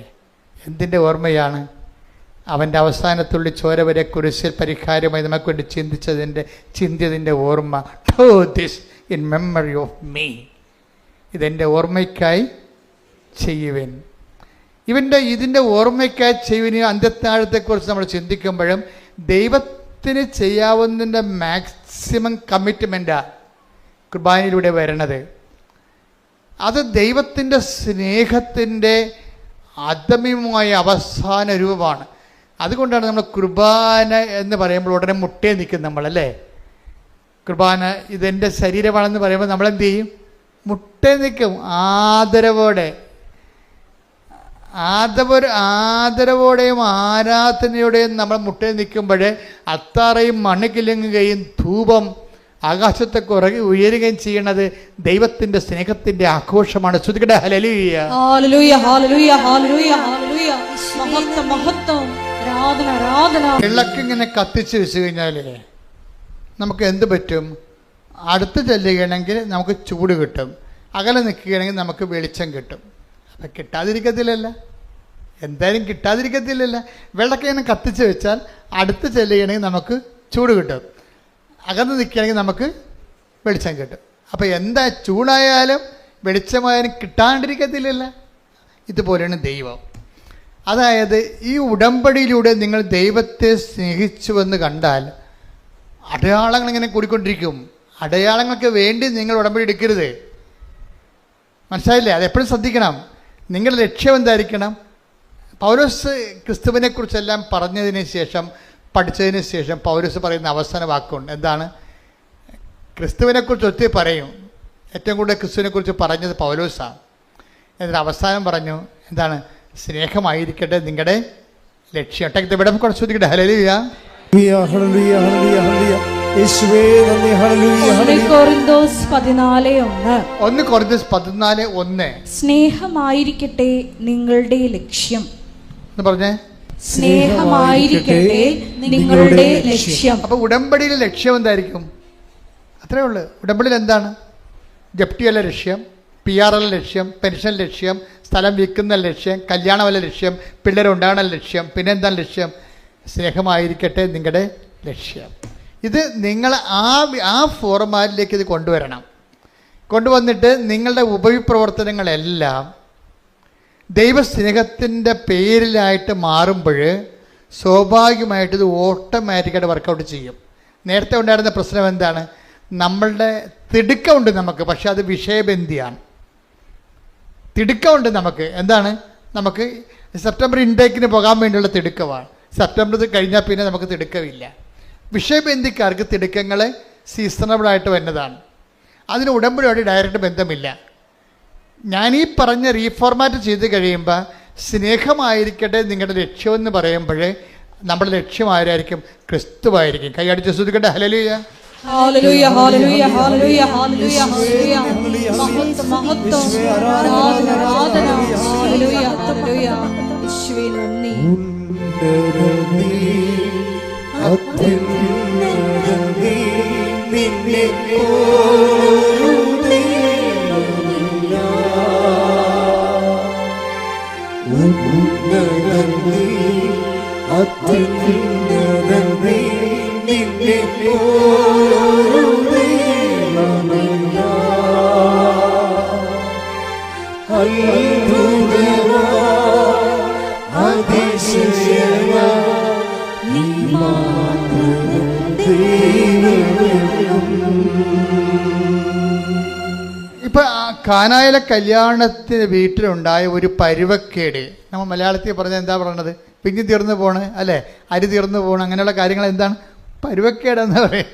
ഈ പരുവക്കേടാണ് ശരിക്കും അതിനെ എങ്ങനെ ക്രിസ്തുവിൻ്റെ സാധ്യതകളെ സാക്ഷാത്കരിക്കാനുള്ള സിറ്റുവേഷൻസ് ക്രിയേറ്റ് ചെയ്തിരിക്കുകയാണ് ദൈവം. നിങ്ങളുടെ പരുവക്കേട് എന്ന് പറയുന്നത് എന്തിനെക്കുറിച്ചായാലും, ഇപ്പോൾ ഭർത്താവ് വെള്ളവടിയാണ്, ഭർത്താവിന് സംശയമാണെന്ന് വിചാരിച്ചു, അല്ലെങ്കിൽ അദ്ദേഹത്തിന് ഇല്ലീഗൽ റിലേഷൻസ് ഉണ്ട്, അതൊരു വിഷയമാണ്. നിങ്ങൾക്ക് തന്നെ നിങ്ങളുടെ ഒരു മാന്യത നഷ്ടപ്പെടുന്ന രീതിയിലുള്ള ചില ഇഷ്യൂസൊക്കെ ഉണ്ടായിക്കൊണ്ടിരിക്കുന്നു, അതൊരു പ്രശ്നമാണ്. പക്ഷേ ഇതെല്ലാം എന്താണ്? എന്തിനു വേണ്ടിയുള്ളതാണ്?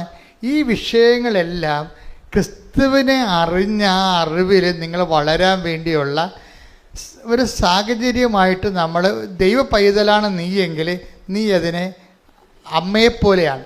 ആ കാനായിലെ കല്യാണത്തിലെ ചെറിയൊരു പ്രശ്നമാണ് അത്. ക്രിസ്തുവിനെ തിരികെ കയറ്റാനുള്ള, ക്രിസ്തുവിനെ ആവിഷ്കരിക്കാനുള്ള, ക്രിസ്തുവിനെ അറിയിക്കാനുള്ള, അവൻ്റെ വലിമ അറിയിച്ചുകൊണ്ട് അവൻ്റെ നാമത്തെ മഹത്വപ്പെടുത്തിക്കൊണ്ട് അവനിൽ ജനത്തെ കൊണ്ട് വിശ്വസിപ്പിക്കാനുള്ള ഒരു സിറ്റുവേഷനായിട്ട് ദൈവം ക്രിയേറ്റ് ചെയ്തിരിക്കുകയാണ്. ദൈവമല്ല, അമ്മയിലൂടെയാണ് അത് ചെയ്തിരിക്കുന്നതേ ഉള്ളത്. അപ്പം നമ്മുടെ ഓരോ വിഷയത്തിൻ്റെ ഉദ്ദേശം എന്താണ്? ദൈവത്തെ, ഈ ക്രിസ്തുവിനെ അറിയുക, ക്രിസ്തുവിൽ വളരുക എന്നുള്ളതാണ്. ക്രിസ്തു വളരുക എന്നുള്ളത്. അതുകൊണ്ടാണ് ഈ ചിലർ പറഞ്ഞു ഞാൻ ഉടമ്പടി മരണം വരെ തുടരുമെന്നൊക്കെ പറഞ്ഞതിൻ്റെ കാരണം എന്താണ്? ഉടമ്പടി ബേസിക്കായിട്ട് ക്രിസ്തുവിൽ നിങ്ങളെ വളർത്തുന്ന ദൈവത്തിൻ്റെ ഒരു സ്വർഗീയ പദ്ധതിയാണത്. അത് സത്യസന്ധമായിട്ടാണ്, അത് വിഷയത്തെ അടിസ്ഥാനപ്പെടുത്തിയല്ല, വ്യക്തിയെ അടിസ്ഥാനപ്പെടുത്തിയാണ് നിങ്ങൾ ചെയ്യണമെന്നുണ്ടെങ്കിൽ നമ്മൾക്ക് പിന്നെ വേറെ ആരുടെയും സർട്ടിഫിക്കറ്റ് ആവശ്യമില്ല. നിങ്ങൾ തന്നെയായിരിക്കും സർട്ടിഫിക്കറ്റ്. എന്താ കാര്യം?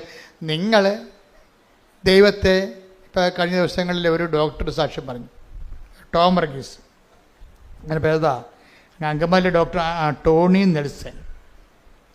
ഈ ടോണി നെൽസൺ, നാൻസി, അവർ രണ്ടുപേരും ഡോക്ടർമാരാണ്. ഭാര്യ ഇവിടെ എറണാകുളം ജനറൽ ആശുപത്രി ഡോക്ടർ, ഭർത്താവ് നമ്മുടെ ലിറ്റിൽ ഫോർ അങ്കമാലിയിലെ ഡോക്ടറാണ്.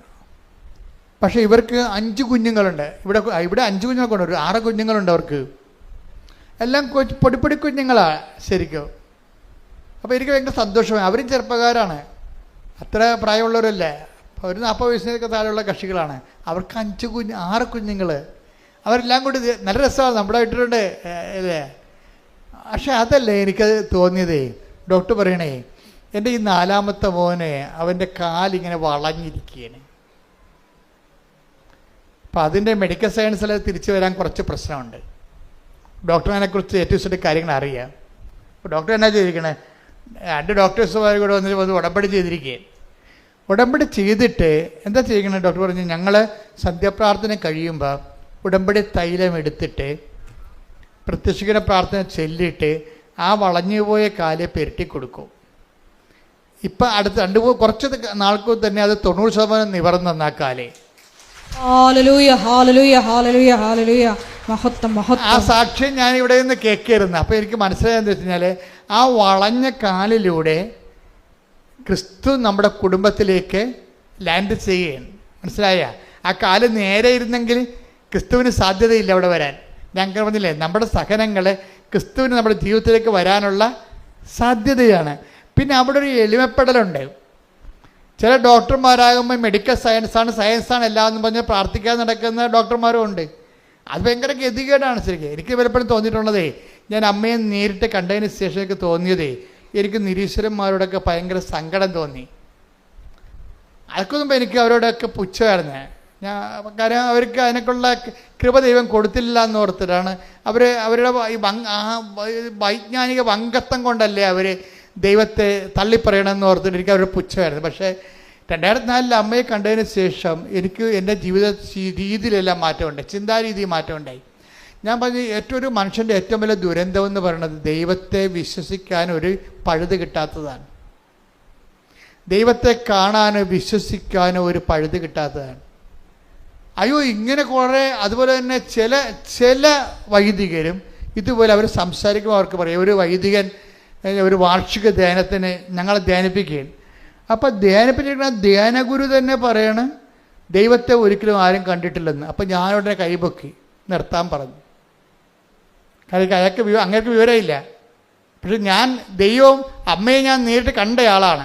അപ്പം ഞാൻ അവിടുന്ന് അത് പറയാതെ പോന്നു കഴിഞ്ഞാൽ, ഞാൻ അവിടെ ഇരിക്കുന്ന 10-50 അച്ഛന്മാരുണ്ട്, പിന്നെ ധ്യാനഗുരു ഉണ്ട്. ഇവർ ഈ പറയുന്ന വിഡ്ഢിത്തരം സത്യമാണെന്ന് മറ്റുള്ളവർ വിശ്വസിക്കും. സാത്താൻ പ്രവർത്തിക്കും. അപ്പം സാത്താൻ്റെ മണം അവിടെ നിൽക്കണ കാരണം ഞാൻ യേശുക്രിസ്തുവിനെ ഏറ്റുപറയാൻ ബാധ്യസ്ഥനാണ് അവിടെ. എന്താ കാര്യം? ഞാനിത് കണ്ടിട്ട് സാക്ഷിയാക്കി, ദൈവം എന്നെ സാക്ഷിയാക്കിയതാണ്. അപ്പം തന്നെ വാർഷിക ദിനത്തിൽ ഞാൻ എഴുന്നേറ്റ് പറഞ്ഞ് അച്ഛൻ പറഞ്ഞത് ശരിയല്ല, ദൈവാനുഭവം സത്യമാണ്, അത് ടാഞ്ചിബിളാണ്, ഞാനാണ് അനുഭവസ്ഥനെന്ന് പറഞ്ഞു. അത് പറഞ്ഞപ്പോൾ പിന്നെ അച്ഛന് മുന്നോട്ട് പോകാൻ പറ്റത്തില്ല. പിന്നെ കണക്കണമൊക്കെ പറഞ്ഞു കഴിഞ്ഞാൽ പണിയാവും. എന്താ വെച്ചാൽ ഇങ്ങനെ കുറേ വൈജ്ഞാനിക വങ്കത്വം കയറിയിട്ട് ബുദ്ധിയാണ് ദൈവം എന്ന് പറഞ്ഞിട്ട് അത് കൊണ്ട് ദൈവത്തെ മനസ്സിലാക്കുന്ന കുറേ സാഹചര്യങ്ങൾ അക്കാഡമിക് ലെവലിൽ ചിലരില്ലെങ്കിലും ഉണ്ട്. ഇതൊന്നും ഞാൻ തിരിച്ചെടുക്കാൻ തയ്യാറല്ല. എന്താ കാര്യം? ഞാൻ സഭയിൽ അനുഭവിച്ചിരിക്കുന്ന വിഷയമാണ്. ബുദ്ധിപരമായിട്ട് ദൈവത്തെ കാണാൻ പരിശ്രമിക്കുകയും അതിൻ്റെ പേരിൽ ഉണ്ടാകുന്ന ആധ്യാത്മിക വരൾച്ചയുടെ പേരിൽ ഇവർ ദൈവമാണെന്നും പറഞ്ഞ് വേറെ ദൈവങ്ങളെ അവർ ബുദ്ധിപരമായിട്ട് ഉണ്ടാക്കുന്ന ദൈവങ്ങളെ സൃഷ്ടിക്കുകയും ജനത്തിൻ്റെ അവകാശങ്ങളെ നിഷേധിക്കുകയും ചെയ്യുന്ന ആധ്യാത്മിക വരൾച്ചയുണ്ട്. അപ്പം അത് കേൾക്കുമ്പോൾ നിങ്ങൾക്ക് പരിശുദ്ധാത്മാവ് ഉണ്ടെങ്കിൽ അപ്പം നിങ്ങൾക്ക് മനസ്സിലാകും ഈ ആളെ ട്രാക്ക് ഔട്ടാണെന്ന് മനസ്സിലാകും. ഇയാളെ ട്രാക്ക് ഔട്ടാണെന്ന് മനസ്സിലാകും. അപ്പം അതുകൊണ്ട് തന്നെ നിങ്ങൾ ഇങ്ങനെയുള്ള കാര്യങ്ങൾ ദൈവത്തിനെതിരെ പറയുന്ന ഒരു കാര്യം കേൾക്കാനോ ബാധ്യസ്ഥരല്ല നമ്മൾ. എപ്പോഴും ഓർത്തേക്കണം. നമ്മൾ ഒരു കർത്താവ് പറഞ്ഞില്ലേ, ഒരു അത്തിവൃക്ഷം നട്ടു, ഒരുത്തന് ഒരു മുന്തിരിത്തോട്ടം ഉണ്ടായിരുന്നു. ആ മുന്തിരിത്തോട്ടത്തിൽ കൊണ്ടുവന്നൊരു കാട്ടത്തിവൃക്ഷത്തെ നട്ടുപിടിപ്പിച്ചെന്ന് പറഞ്ഞില്ലേ. അപ്പം കാട്ടത്തിവൃക്ഷത്തിന് എന്തുമാത്രം ഫെൻസിങ്ങാണ് ചെയ്തിരിക്കണത്. അതുപോലെ നമ്മുടെ വിശ്വാസത്തെ സംരക്ഷിക്കാനും വളർത്താനും നമുക്ക് ബാധ്യതയുണ്ട്. വായി നോക്കികളെല്ലാം TV ഇരുന്നുണ്ട് കുരക്കണമെല്ലാം കേട്ടിട്ട് അതാണ് സത്യമെന്ന് പറഞ്ഞ് നടക്കരുത്. നമുക്ക് അങ്ങനെയുള്ളപ്പോൾ തന്നെ സാധനം ഓഫ് ചെയ്ത് കളയണം. എന്താ കാര്യം? നമുക്കൊരു ലക്ഷ്യമുണ്ട്. നിങ്ങൾ നേടിയെടുത്തതിന് മുറുകെ പിടിച്ചുകൊണ്ട് പോകണം. Take the bed of God. സ്തുതിക്കട്ടെ. ഹല്ലേലൂയ യേശുവേ നന്ദി. ഹല്ലേലൂയ ഹല്ലേലൂയ ഹല്ലേലൂയ ഹല്ലേലൂയ ഹല്ലേലൂയ ഹല്ലേലൂയ ഹല്ലേലൂയ. ഫിലിപ്പി 3:16. ഫിലിപ്പി 3:16. എന്നാൽ നേടിയെടുത്തതിനെ മുറുകെ പിടിച്ചുകൊണ്ട് തന്നെ ആവണം നമ്മുടെ പ്രവർത്തനം. ഇത് ഒരു ബാധ്യതയാണ് ആധ്യാത്മികമായ. നമ്മൾ ഓരോ ഉടമ്പടി പുതുക്കി കഴിയുമ്പോഴും നേടിയെടുത്തതിനെ മുറുകെ പിടിച്ചെന്ന് ഉറപ്പ് വരുത്തണം നമ്മൾ. അല്ലാതെ എന്തെങ്കിലും ഒരു പരീക്ഷയ്ക്ക് ഒരു വിഷയം തോറ്റെന്ന് പറഞ്ഞാൽ ആ തോറ്റ വിഷയത്തെ ഓർത്തുകൊണ്ട് നമ്മൾ ക്രിസ്തുവിനെ അവലംബം വെക്കാനും വിശ്വാസത്തെ വർദ്ധിക്കാനും കൂടുതൽ പുണ്യങ്ങളെ പുരോഗമിക്കാനും കൂടുതൽ സുവിശേഷം സാക്ഷിയാക്കാനും അങ്ങനെ ആ വിഷയം തന്നെ എടുത്തുകൊണ്ട് ക്രിസ്തു വളരാൻ വേണ്ടിയാണ് നമ്മൾ ശ്രമിക്കേണ്ടത്. അല്ലാത്ത ആൾക്കാർ എടുത്തിരിക്കുന്ന ഉടമ്പടിയല്ല, ഉടായ്പാണ്. എന്താ കാര്യം? അവിടെ കാര്യം കാണാൻ വേണ്ടി അതോ പരിപാടിയൊക്കെ എന്തൊക്കെ എഴുതിയിട്ടിട്ട് ഇവർ വീട്ടിൽ പോയി കുത്തിയിരിക്കുകയാണ്. ദൈവം ഉദ്ദേശിക്കുന്നത് എന്താണ്? നിൻ്റെ ഓരോ വിഷയത്തിലൂടെയും നീയും തമ്മിലുള്ള ബന്ധത്തെ വർദ്ധിപ്പിച്ചെടുക്കുക. ദൈവത്തിൻ്റെ ഉദ്ദേശം അതാണ്. നമ്മുടെ ഉദ്ദേശം നമ്മൾ എഴുതിയിട്ടിരിക്കുന്ന കാര്യങ്ങൾ നടക്കുക മാത്രമാണ്. ദൈവത്തിൻ്റെ ഉദ്ദേശം അത് മാത്രമല്ല. എന്താണ്? നമ്മളെ ദൈവത്തിൽ കൂടി വളർത്തുകയും നിത്യതയിൽ കൃപയിൽ സമർത്ഥമാണ്. ഞാൻ വന്നിരിക്കുന്നത് യോഹന്നാൻ 10:10 ഞാൻ വന്നിരിക്കുന്നത് അവർക്ക് ജീവൻ ഉണ്ടാകാനും അത് സമൃദ്ധമായി ഉണ്ടാകാനുമാണ്. അപ്പൊ ഈ കിട്ടിയതല്ല, അത് സമർത്ഥമാകാൻ വേണ്ടിയുള്ള പരീക്ഷണങ്ങള് ദൈവത്തിന്റെ ഭാഗത്തു നിന്ന് എപ്പോഴും ഉണ്ടായിക്കൊണ്ടിരിക്കും. അതുകൊണ്ട് എപ്പോഴും നമ്മുടെ ജീവിതം സ്വച്ഛമായ ഒരു നീർച്ചാല് പോലെ എപ്പോഴും ഉണ്ടാവണം നിർബന്ധമില്ല. ചിലപ്പോഴും ഉണ്ടാവും. പക്ഷെ എന്നാലും ആ ഒരു വിഷയം കഴിയുമ്പോൾ അടുത്തൊരു വിഷയം ഡിസ്റ്റർബൻസ് ആയിട്ട് വരും. ഒരു വിഷയം കഴിയുമ്പോൾ വേറൊരു വിഷയം വരും. അപ്പോൾ അങ്ങനെ വരുമ്പോൾ അതിൻ്റെ അർത്ഥം എന്താണ്? ജീവൻ സമൃദ്ധിയിലേക്കുള്ള പ്രയാണങ്ങളിൽ ദൈവത്തിന് ആ അവലംബം വെക്കാനുള്ള അവസരങ്ങൾ ദൈവം സൃഷ്ടിച്ചുകൊണ്ടിരിക്കും. അവസരത്തിനത് ഉയരുക എന്നുള്ളത് നമ്മുടെ ആധ്യാത്മികമായ ബുദ്ധിയാണ്. കൈയടിച്ച് ശ്രദ്ധിക്കട്ടെ. ഹല്ലേലൂയ, ഹല്ലേലൂയ, ഹല്ലേലൂയ, ഹല്ലേലൂയ, ഹല്ലേലൂയ. ആരാധന, ഹല്ലേലൂയ, ഹല്ലേലൂയ, ഹല്ലേലൂയ. കൃപയിൽ വളരാനുള്ള അവസരങ്ങൾ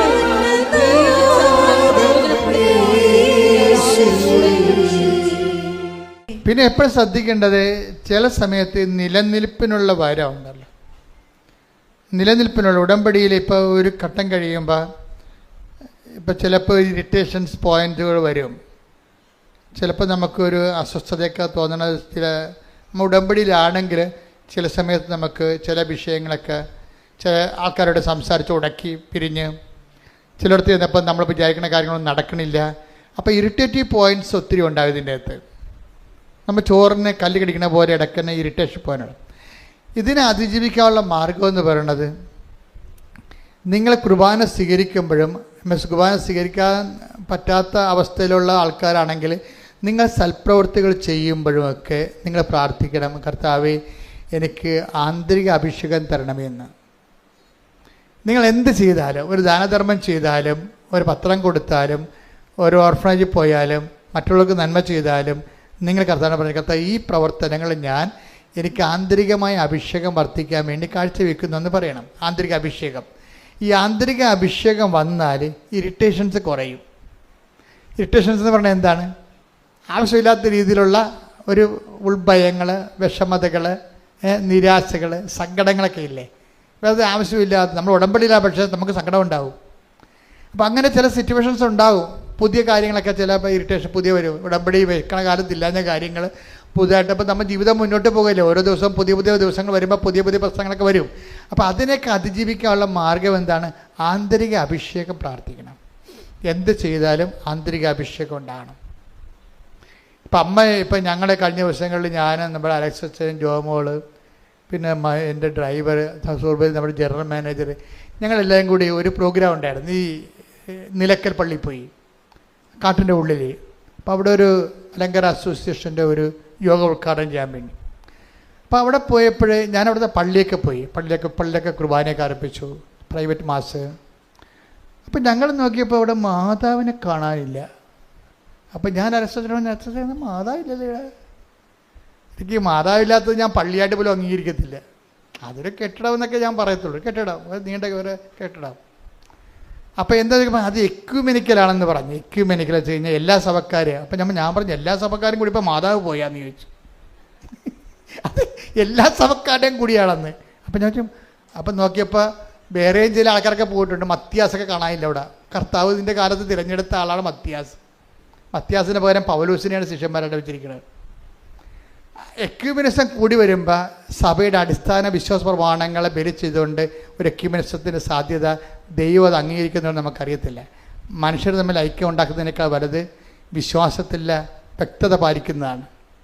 അതിൻ്റെ പ്രശ്നമെന്ന് വെച്ച് കഴിഞ്ഞാൽ, പക്ഷേ എന്നാലൊരു ആശ്വാസം തോന്നി. എന്താ വെച്ചാൽ കുരിശിൻ്റെ വഴിയൊക്കെ ഉണ്ട് അതിൻ്റെ അകത്ത്.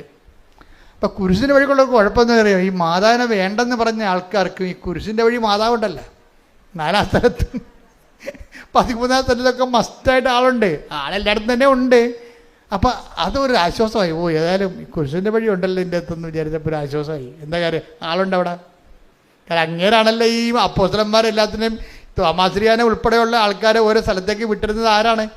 അമ്മയായിരുന്നു അവിടെ ഇവരുടെ ആസ്തി ഭദ്രതയായിട്ട് അവിടെ ഉണ്ടായിരുന്ന ആള്. അപ്പം അമ്മയുടെ ഒരു കൂട്ടായ്മയിലാണ് ഈ അപ്പോസ്തലന്മാർ വളർന്ന് വന്നത്. അപ്പം അതുകൊണ്ട് നമ്മളും ആധ്യാത്മികമായിട്ട് വളർന്ന് വരുമ്പോൾ യേശുക്രിസ്തുവിനെ വളർത്തി ലോകത്തിന് കൊടുത്ത ഒരാളിൻ്റെ ആധ്യാത്മികതയേക്കാൾ വലിയൊരു ആധ്യാത്മികത സഭയ്ക്ക് കാഴ്ചവെക്കാനില്ല. അതിൻ്റെ ഏറ്റവും സമ്യക്കായിട്ടുള്ള ഇതും സമഗ്രമായിട്ടുള്ള രൂപമാണ് ഉടമ്പടി എന്ന് പറയുന്നത്. എന്താണ്? അവൻ പറയണ പോലെ ചെയ്തുകൊണ്ട് ക്രിസ്തുവിൽ വളരുക, ക്രിസ്തുവിൽ വളർത്തുക. ശ്രദ്ധിക്കട്ടെ. വിശുദ്ധ പരമ ദിവ്യകാരുണ്യത്തിന് ആരാധനയും സ്തുതിയും പുകഴ്ചയും ഉണ്ടായിരിക്കട്ടെ. എൻ്റെ പൊന്നുമക്കളെ, നമ്മൾ ആരാധനയിലേക്ക് രോഗസൗഖ്യത്തിലേക്കും പ്രവേശിക്കുകയാണ്. കർത്താവ് നിങ്ങൾ ഓൺലൈനിൽ, നിങ്ങളെ തീർത്ഥാടനത്തിൽ ഇവിടെയുള്ളവരെയും ഓൺലൈനിൽ ഉണ്ടാകാൻ പോകുന്നവരെയും കർത്താവ് അനുഗ്രഹിക്കുകയും ആശ്വസിപ്പിക്കുകയും ശക്തിപ്പെടുത്തുകയും നിങ്ങൾക്ക് ആവശ്യമായ വിടുതൽ നൽകുകയും ചെയ്യുന്ന ദൈവികമായ സമയമാണ്. ഇടിമുഴക്കം പോലെ ശ്രദ്ധിക്കട്ടെ. ഹല്ലേലൂയ, ഹല്ലേലൂയ, മഹത്വം, മഹത്വം, ആരാധന, ആരാധന, ഹല്ലേലൂയ, ഹല്ലേലൂയ, ഹല്ലേലൂയ. യേശുവേ നന്ദി, യേശുവേ ആരാധന, ഹല്ലേലൂയ, മഹത്വം, മഹത്വം, ആരാധന, ആരാധന, ഹല്ലേലൂയ, ഹല്ലേലൂയ, ഹല്ലേലൂയ, ഹല്ലേലൂയ. യേശുവേ നന്ദി, യേശുവേ ആരാധന, ഹല്ലേലൂയ, മഹത്വം, മഹത്വം, ആരാധന, ആരാധന, ഹല്ലേലൂയ. കർത്താവേ, നിന്റെ ഉന്നതമായ നാമത്തിന് സ്വസ്ഥം ചെയ്യുന്നു. മക്കളെ ശ്രദ്ധിച്ചുകൊണ്ടിരിക്കട്ടെ. കർത്താവിന്റെ ഉന്നതമായ നാമത്തിന് സ്വസ്ഥം ചെയ്യുന്നു. കർത്താവേ, നിന്റെ വിശുദ്ധ പൗരോഹിത്യത്തെ മഹത്വപ്പെടുത്തണമേ. കർത്താവേ, സഭയിലുള്ള സാന്നിധ്യം പ്രകടമാക്കണമേ. 39 വർഷം ഞാൻ അർപ്പിച്ച കൃപാനയുടെ യോഗ്യതയാണ്. കൃപാസ്ഥാനത്താറെ ജീവനോടെ പ്രത്യക്ഷപ്പെട്ട പരിശുദ്ധ അമ്മയുടെ മാധ്യസ്ഥത കൽത്താറയിൽ നടന്ന 10,000-കണക്കിന് ആരാധന ശക്തിയ അടിപ്പിണർ പോലെ, വൈദാഘാതം പോലെ ദൈവികമായ ശക്തി ഞങ്ങൾക്ക് ആവശ്യിക്കട്ടെ. മാർഗരോഗങ്ങള്, തീരാവേദികള്, ദുരിതങ്ങള് യേശുവിന്റെ നാമത്തിൽ മാറിപ്പോകട്ടെ. മുച്ചു മുതല് ഉള്ളംകാല് വരെ ഈശോ എല്ലാ കോശങ്ങളിലും, എല്ലാ പേശികളിലും, അസ്ഥികളിലും, ഞരമ്പുകളിലും, എല്ലാ ആന്തരിക അവയവങ്ങളിലും കർത്താവിന്റെ വിശുദ്ധമായ രക്തം പറയട്ടെ. കരരോഗങ്ങള്, കരരോഗങ്ങള്, കുഷ്ഠരോഗങ്ങള്, അതുപോലെ പ്രഷർ രോഗങ്ങള്, ഷുഗർ രോഗങ്ങള് യേശു ക്രിസ്തുവിന്റെ ഉന്നതമായ നാമത്തിൽ മാറിപ്പോട്ടെ. ഈശോ അങ്ങനെ വിശുദ്ധമായ രക്തത്താൽ തിരുവിതാവിൽ ഒഴുകുന്ന വിശുദ്ധമായ രക്തത്താൽ അങ്ങനെ മക്കളെ കഴുകണമേ എന്ന് പ്രാർത്ഥിക്കുന്ന കുഞ്ഞുങ്ങളെ, പൊടിക്കുഞ്ഞുങ്ങളെ, ഗർഭിണികളെ, ഗർഭത്തെ ശിശുക്കളെ കർത്താവിന്റെ രക്തത്താൽ നിറയട്ടെ. മാർഗരോഗങ്ങള്, തീരാവേദികള്, ജീവദുരിതങ്ങള് യേശുവിന്റെ നാമത്തിൽ മാറിപ്പോകട്ടെ.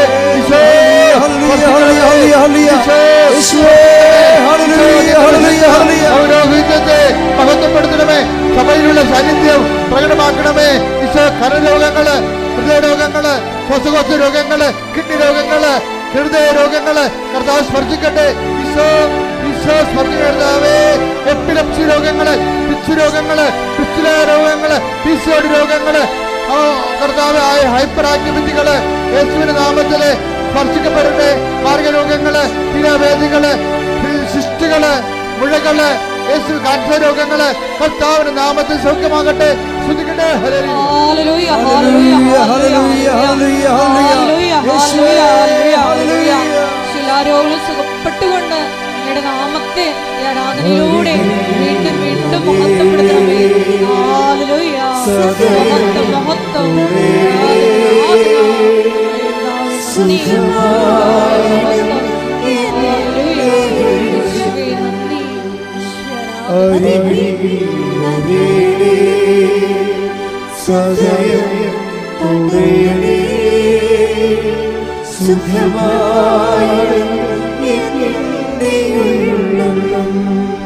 എന്റെ മക്കളെ, ജോലിയില്ലാത്തവര്, ഇപ്പൊ ചെയ്തോണ്ടിരിക്കുന്ന ജോലി നഷ്ടപ്പെട്ടവര്, നഷ്ടപ്പെടാൻ പോകുന്നവര്, സർവോപരി പരീക്ഷയുടെ റിസൾട്ട് പ്രതീക്ഷിക്കുന്നവര്, പരീക്ഷയുടെ റിസൾട്ട് സങ്കടത്തോടെയും ഉത്കണ്ഠയോടെയും പ്രതീക്ഷിക്കുന്ന കുഞ്ഞുങ്ങള്, പഴയ കുഞ്ഞുങ്ങൾ ഇന്നത്തെ കുഞ്ഞുങ്ങളും തമ്മിൽ ഒത്തിരി വ്യത്യാസമുണ്ട്. ചില ബുദ്ധിയും ബോധമില്ലാത്ത പിശാചുക്കള് ഞാൻ തോറ്റാൽ ആത്മഹത്യ വരെ ചെയ്യുന്ന വീട്ടിൽ പറഞ്ഞിട്ടുണ്ട്. ഒരു ബോധമില്ലാത്ത കുഞ്ഞുങ്ങൾ. നിങ്ങൾ ഓർക്കുക, ഏതെങ്കിലും ഒരു വിഷയമോ ഏതെങ്കിലും ഒരു തോൽവിയോ, ദൈവം നഷ്ടപ്പെട്ടാൽ മാത്രമേ നമ്മൾ തോക്കത്തുള്ളൂ. വേറെ ലോകത്തിലുള്ള പല കാര്യങ്ങളും നഷ്ടപ്പെടാനുള്ളതാണ്. നേടിയതെല്ലാം നഷ്ടപ്പെടുക തന്നെ ചെയ്യും. അപ്പം അതിൻ്റെ അകത്ത് അത് വെച്ചുകൊണ്ട് നിങ്ങളുടെ ജീവിതത്തെ നിങ്ങൾ അളക്കരുത്, ദൈവത്തെയും അളക്കരുത്. മറിച്ച് കർത്താവേ, പരീക്ഷയ്ക്ക് എല്ലാ കുഞ്ഞുങ്ങളെയും സംബന്ധിച്ച് പ്രാർത്ഥിക്കുന്നു. പരീക്ഷ ഇപ്പോഴും തീരാത്തവരുണ്ട്, അതേസമയം റിസൾട്ട് പ്രതീക്ഷിക്കുന്നവരുണ്ട്. യോഗ്യതാ പരീക്ഷകൾ, മത്സര പരീക്ഷകൾ, യൂണിവേഴ്സിറ്റി പരീക്ഷകൾ, സ്കൂൾ പരീക്ഷകൾ, അതിൻ്റെ റിസൾട്ട് പ്രതീക്ഷിക്കുന്നവരെ എല്ലാം സംബന്ധിച്ച് പ്രാർത്ഥിക്കുന്ന കർത്താവേ, അവിടെ മനസ്സിൻ്റെ ആശങ്കകളെ നീ ഏറ്റെടുക്കണമേ. അവിടെ മാതാപിതാക്കന്മാരുടെ ആശങ്കകൾ, കുഞ്ഞുങ്ങളെക്കുറിച്ചുള്ള ആശങ്കകൾ നീ ഏറ്റെടുക്കണമെന്ന് പ്രാർത്ഥിക്കുന്നു. എൻ്റെ കർത്താവിൻ്റെ ഉന്നതമായ നാമത്തിൽ എല്ലാ തരം തടസ്സങ്ങളും, ഈ പരീക്ഷ സംബന്ധമായ എല്ലാ ഭയങ്ങളും, ആശങ്കകളും, ഉത്കണ്ഠകളും യേശുവിന്റെ നാമത്തിൽ ബന്ധിക്കുന്നു. ശ്രുതികട്ടെ. ഹല്ലേലൂയ ഹല്ലേലൂയ ഹല്ലേലൂയ യേശുവേ ഹല്ലേലൂയ ഹല്ലേലൂയ ഹല്ലേലൂയ ഹല്ലേലൂയ ഹല്ലേലൂയ യേശുവേ നന്ദി. സദയം തുടി സുഖമായി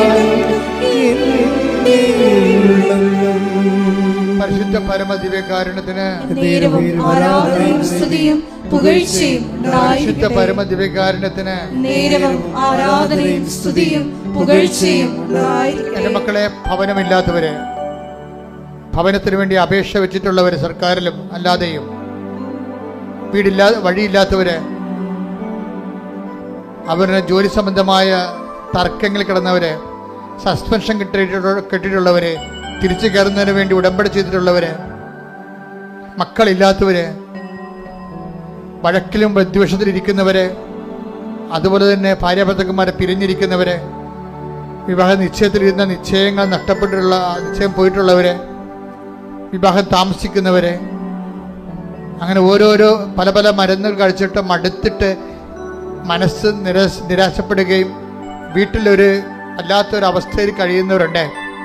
അവരെല്ലാം ഈ ആരാധനയെ പരിശുദ്ധമ്മക്ക് ജീവനോടെ പ്രത്യക്ഷപ്പെട്ട പരിശുദ്ധമ്മയുടെ മാധ്യസ്ഥത്തിൽ ഈ നിമിഷത്തേക്ക് ഈ ധ്യാനം കേൾക്കുന്ന നിമിഷങ്ങൾ അവർക്ക് ദൈവത്തിൻ്റെ കൃപയുണ്ടാകാനും അമ്മ മാതാവിൻ്റെ മുല്ലപ്പൂ സുഗന്ധമോ വീശാനും അമ്മയുടെ മഴവില് കാണുവാനും, അങ്ങനെ ദൈവം നമ്മുടെ കൂടെ ഉണ്ടെന്നുള്ള ബോധ്യം, അങ്ങനെ ഒരു ആർക്കെങ്കിലും ആശങ്കകളോ ദൈവം കൂടെ ഉണ്ട് ഇല്ലയെന്ന് ഓർത്ത് വിഷമിക്കുന്ന ആൾക്കാർക്കെല്ലാം കൃത്യമായ അടയാളം ലഭിച്ചുകൊണ്ട് മാതാവിൻ്റെ പ്രത്യക്ഷ സ്ഥിരീകരണം അവിടെ ജീവിതം സംഭവിക്കാൻ വേണ്ടി യേശു ക്രിസ്തുവിൻ്റെ ഉന്നതമായ നാമത്തിൽ നിന്റെ ആദികള്, വേദികള്, നിന്റെ ഭാരങ്ങള്, നിന്റെ ആശങ്കകള് യേശുവിന്റെ നാമത്തിൽ മാറിപ്പോകട്ടെ. ശ്രുതികട്ടെ. ഹല്ലേലൂയ ഹല്ലേലൂയ ഹല്ലേലൂയ യേശുവേ നന്ദി. ഹല്ലേലൂയ ഹല്ലേലൂയ ആരാധന ഹല്ലേലൂയ ഹല്ലേലൂയ ഹല്ലേലൂയ യേശുവേ ആരാധന ഹല്ലേലൂയ. ബിസിനസ് സംബന്ധമായ ആൾക്കാര്, ഒരു ബിസിനസ് കണ്ടെത്താൻ വിഷമിക്കുന്നവര്, ചെയ്തുകൊണ്ടിരിക്കുന്ന ബിസിനസ്സിൽ വല്ല വരുമാനമില്ലാത്തവര്, ചെയ്തുകൊണ്ടിരിക്കുന്ന ബിസിനസ്സിൽ കസ്റ്റമേഴ്സ് ഇല്ലാത്തവര്, അതുപോലെ കടം പോയവര്, കടം കൊടുത്തവര്, ഏജന്റിന് പൈസ കൊടുത്തവര്, തിരിച്ചു കിട്ടാൻ മാർഗമില്ലാത്തവര്, വാടക താമസിക്കുന്നവർ, ഒറ്റയ്ക്കും പാട്ടത്തിനും താമസിക്കുന്നവര്, ഭവന നിർമ്മാണം തന്നെ ആശങ്കയിലായിരിക്കുന്നവര്, അങ്ങനെ ഓരോ മേഖലകളിലെ വിഷമം അനുഭവിക്കുന്ന ഒരു ഇടിമുഴക്കം പോലെ കർത്താവിന്റെ നാമം സ്തുതിക്കട്ടെ. മാതാവ് നിങ്ങളുടെ ജീവിതത്തിൽ ഇടപെടുന്ന സമയമാണ്. സ്തുതിക്കട്ടെ. ഹല്ലേലൂയ ഹല്ലേലൂയ ഹല്ലേലൂയ